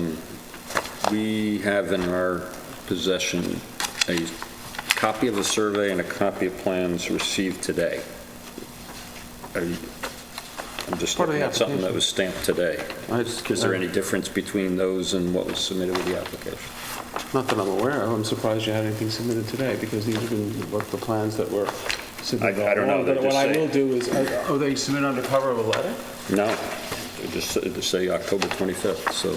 Okay, well, I will take a look and make sure that there's no... I just want to make sure which ones we're looking at thank you. right now. And so- Interesting, because CMAC is not here, so I don't know how... Do you know anything about that? Well, I know he's vacationing in Spain, and he was due back today. So Well, I'll call CMAC tomorrow and ask him if he submitted anything that was different. But let's, for now, assume that the plans are the plans that were submitted as part of the application. Okay. But thank you. That's a bit of a mystery, isn't it? So I'll call CMAC and ask him what the story is with that. Maybe he was just submitting additional plans. And anyway, on the first floor of Which sheet are you looking at? I'm looking at X 1.1. There's a lot of drawings in there, and I wish he had... EX? EX 1.1. A lot of drawings, yeah, they're in there. It's just, he assembled them in... First floor plan, It's existing first floor plan. proposed or the... And then the proposed. I just wanted to compare them. And if I may, he assembled them... helpful. He assembled them in sort of an annoying No, but if order. they would draw a line through the plan to show what, in other words, I have a plan, but I don't know where the line is coming Okay. through the building of what's new and what's...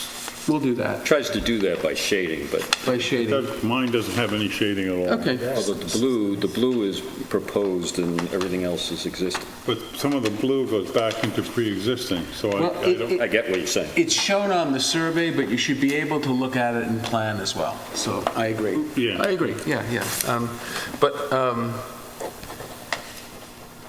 So what I wanted to, but the reason, and again, this is obviously something that you want, and get it for you, but the reason I wanted to show you these, 1-1, this is the new proposed first floor. and then A 1.1 is the proposed first floor. They're sort of, I had to pull them apart. I'm sorry. They were sort of assembled in an annoying order. Okay. CMAC can yell at me later for that. Second, in other words, The 1.2 is existing here, but he doesn't show 1.1 is line is. 1.1 is existing. EX 1.1 is the first floor, right, John? We got to compare the Yes. existing, which is up here. And that's one And a couple apartment. sheets back. Existing second. Two is proposed. Assembled in sort of This annoying way. is EX 1.1, start. Mark, everybody, just look here.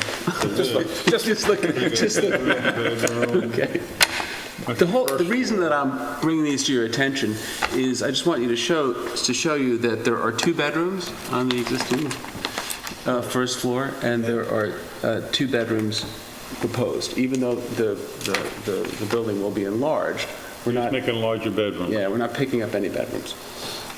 So that's on the first floor, and then on the second floor. And John, the first floor is one apartment, right? First floor? Yes, that's correct. Yes. The first floor is one apart. Thank you. And the second floor is just 2. Yes, the second floor is 2 apartments.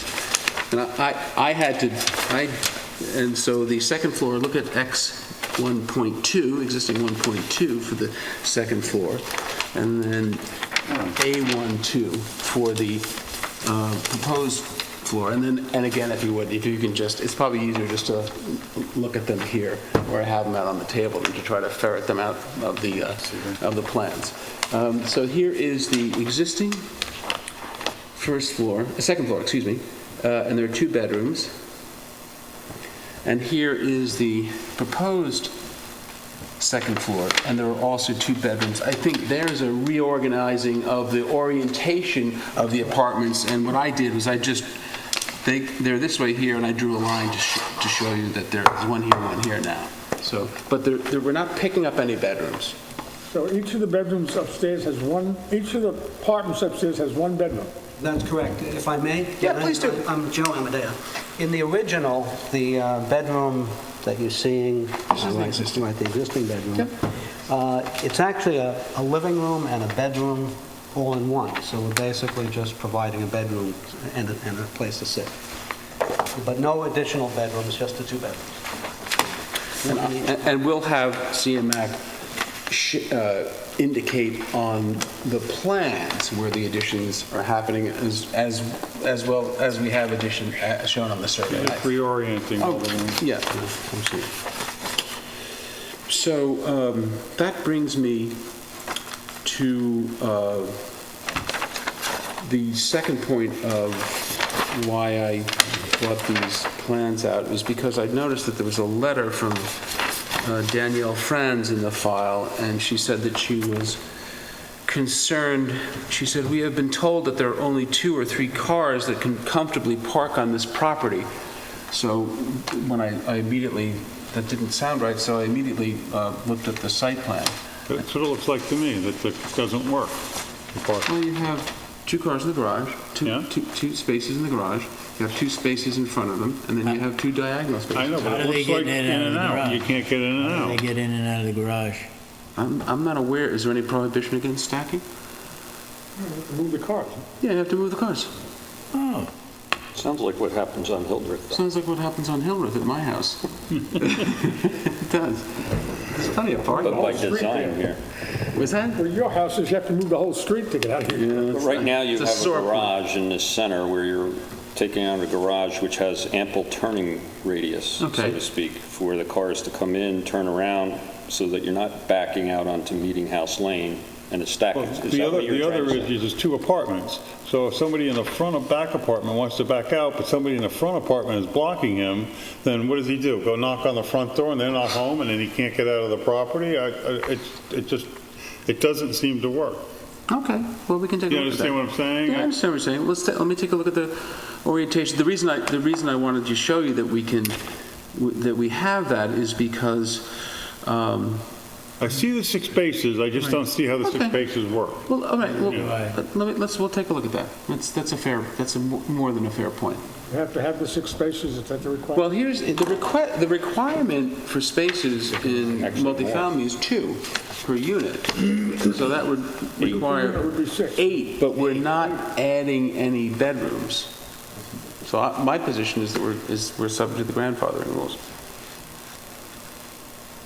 But again, Can I we'll take a look garage- at that, can I because I garage understand your move point. back here? You want it to work.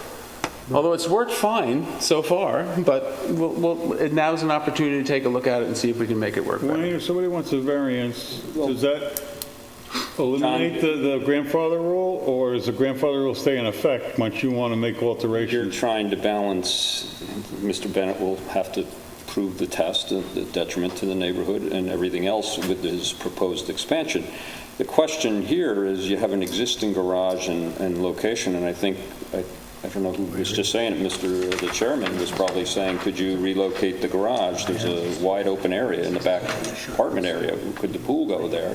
Keep the garage where it is, or expand the garage and keep a parking area that you can come in, all pull in and back out and go out. And maybe you can fit more parking. I don't know.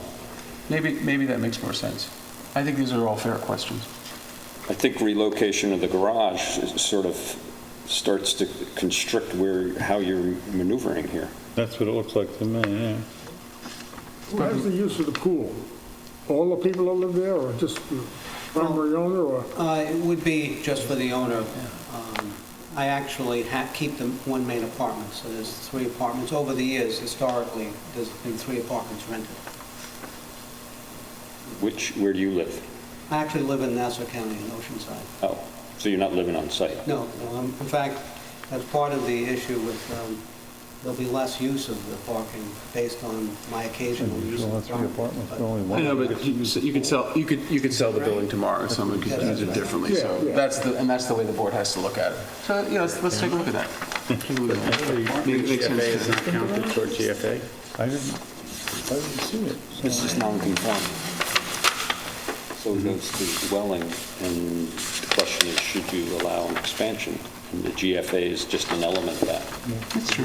Yeah, I mean, we're here for a variance, these are factors that I'm throwing out. I understand. But what I'm saying is, we don't have the data as to the size of the apartment. You do. We do? It's on the survey. Right here in that. And it's on the, and CMAX Proposed calculation. GFA, You see where it says existing apartment floor area, 459. sure. So it gives you the total floor Just throw it area all- there. Put it all in. Oh, so when it says total proposed GFA, it includes the apartment.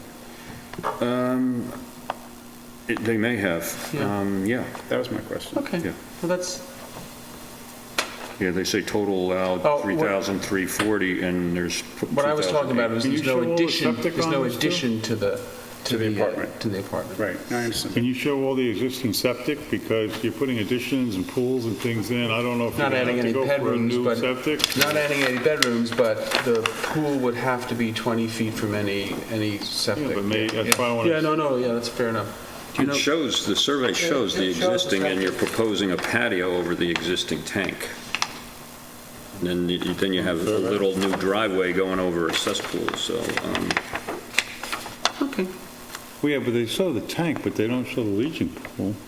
yeah, it's right in the corner here. Yeah, But that goes to, oh, that's from the swimming pool. I see, I thought that was a that No, line. actually, you know something? here, He's yeah. showing, Bob is showing the existing precast pool. He's showing it 20 feet from the swimming pool, and he's showing the septic tank underneath the patio. And I I'm don't aware know, of any because I prohibition on that. don't know if they allow you to do that. We'll find out, but fair enough. It's not proposed, that's existing. Oh, that's If you were existing. to do, put it, becomes a question of engineering, whether it's safe or not. But I'm glad to see that I've you never meet seen the a septic separation. tank put underneath the patio. So I don't know. And There's this also pool a is- cast iron cover in the back. I don't know what that is. Maybe that's the septic for the apartment. It could be. We'll find out. That would probably what it is. We'll find out. And the pool is 20 foot Yeah, absolutely. all the way down. Yep. So let's take a look at the parking and the maneuvering as much as anything. I hear your concerns both from the board and from Wayne, and I think they're good ones. John, a question here is, I didn't see in your application how we got here, CO, prior ZBAs, anything? No, well, Because it goes I to asked- the 50%. Yes. We've already expanded. Absolutely. previously, so- My understanding based upon my conversation, I'll get the CO, but my understanding based upon my conversation with my client is there's been no prior expansions, and indeed the nature of the construction of the house bears that out. If I may, I purchased the house in 1981. I'm sorry. Yes, sure. I purchased the house in 1981, so I've had it for a few years. And I believe, to the best of my knowledge, it's the original footprint. I don't think it's been expanded. You'll go to building department, make sure there's nothing there. Search to make sure that there were no prior ZBA grants of expansion. I wasn't aware of it, but I'll look and make sure. That's all. Anybody else from the audience? John, you mentioned letters in the file. Do we have? There's a letter from Danielle Franz, she talks about there only being 3 parking spaces, so that's what I was responding to. I don't know if you have it, it's dated October 24th. Do you want to submit this? I'm not submitting it, I just No. picked it up. Mr. McFarland, do you want to submit that? Yes. Here, you give it to the clerk. You want me to read it also No, for just the... pass it to the stenographer. She'll stamp them in. Thank you. Jim McFarland, Mr. Amadeus, neighbor right across the street, and it would be indeed churlish of me to wish in any way that his plans for renovation and refurbishing should be restricted. But the redevelopment of the lot as itself cannot be accepted, as you've already gone into quite extensively. Meeting House Lane is the main access road to the Southampton Hospital. Who doesn't know that? From virtually all traffic of patients and ambulances coming from the west. It's physically narrow. The north side has got a no parking all the way running the entire length of the street. And even this cautionary step has not really helped that much, because increasingly tenants, visitors, workmen, and delivery trucks are parked along the south side. Now, a grass cutter comes along with his 18-wheeler and parks it under a no parking sign until he spent 45 minutes whacking the grass down. That turns Meeting House Lane into a one-lane street, our major venue. It's not possible to retroactively require a property owner to provide parking according to the current regs. Nevertheless, A request to expand the nonconformity, as you know, of this parcel allows the hamlet to finally have the opportunity to redress conditions that should never have been allowed to exist in the beginning.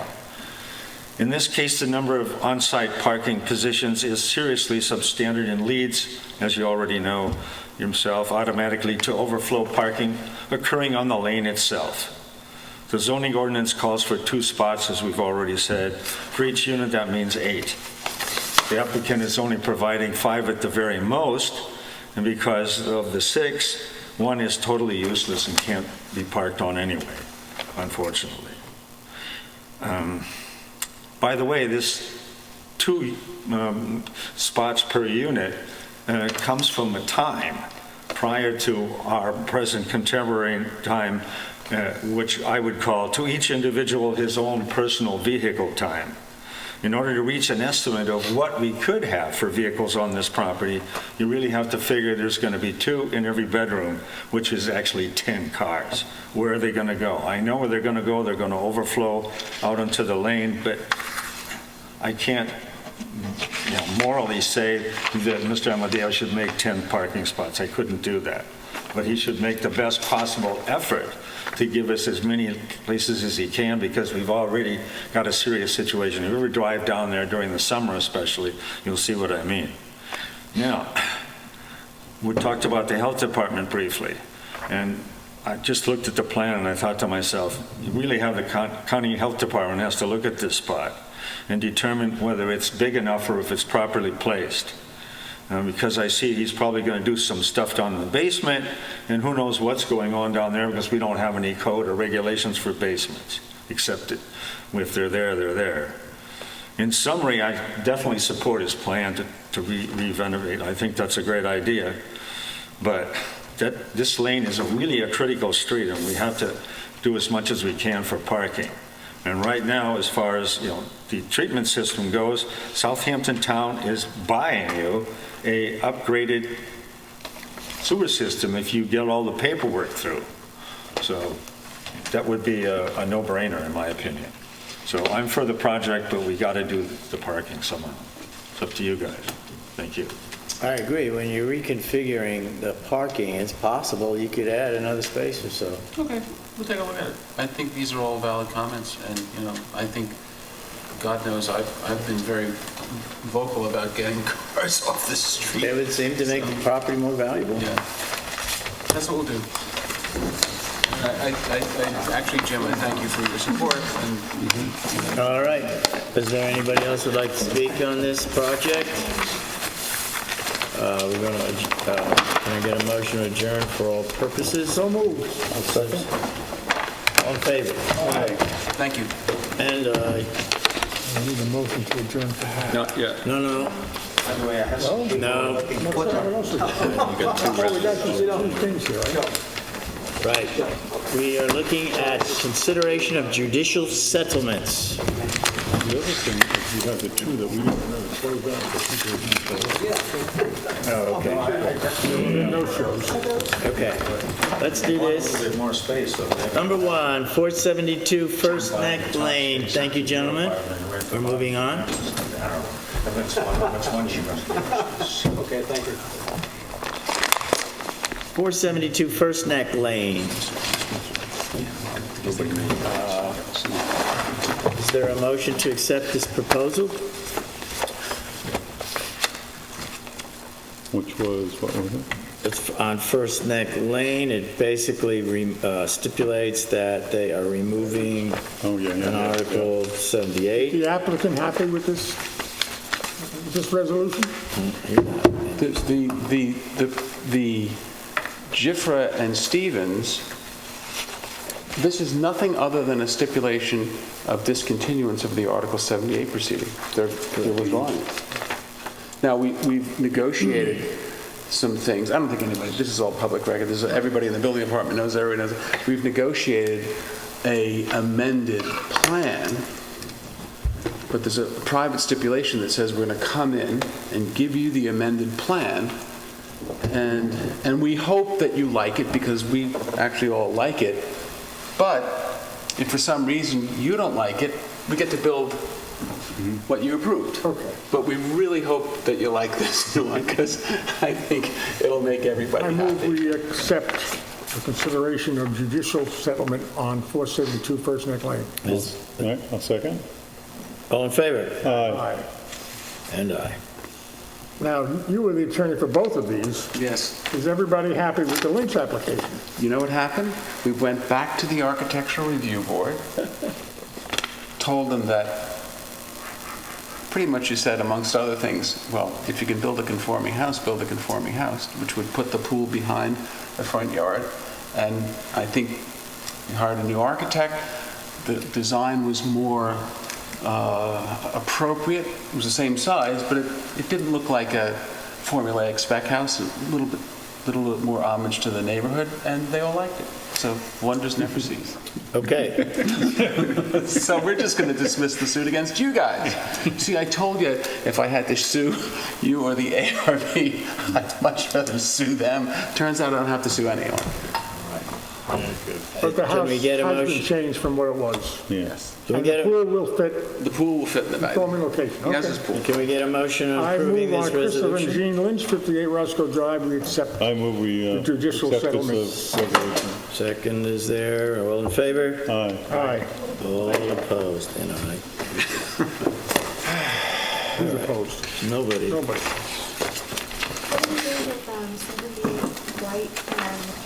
Hold Those are it. no shows, so we have to Burn them for all purposes. That's correct. So I move, is there a motion to adjourn for all purposes 3009 White Street? I so move. I'll second. All in favor? And aye. Is there a motion to adjourn 3010 McDonald's USA? So move. Second. All in favor? Aye. And aye. We had a problem where people... This meeting postponing of the 6 zoning times. board of appeals in And we decided Southampton, that October 25th is now times, and then they got a terminated.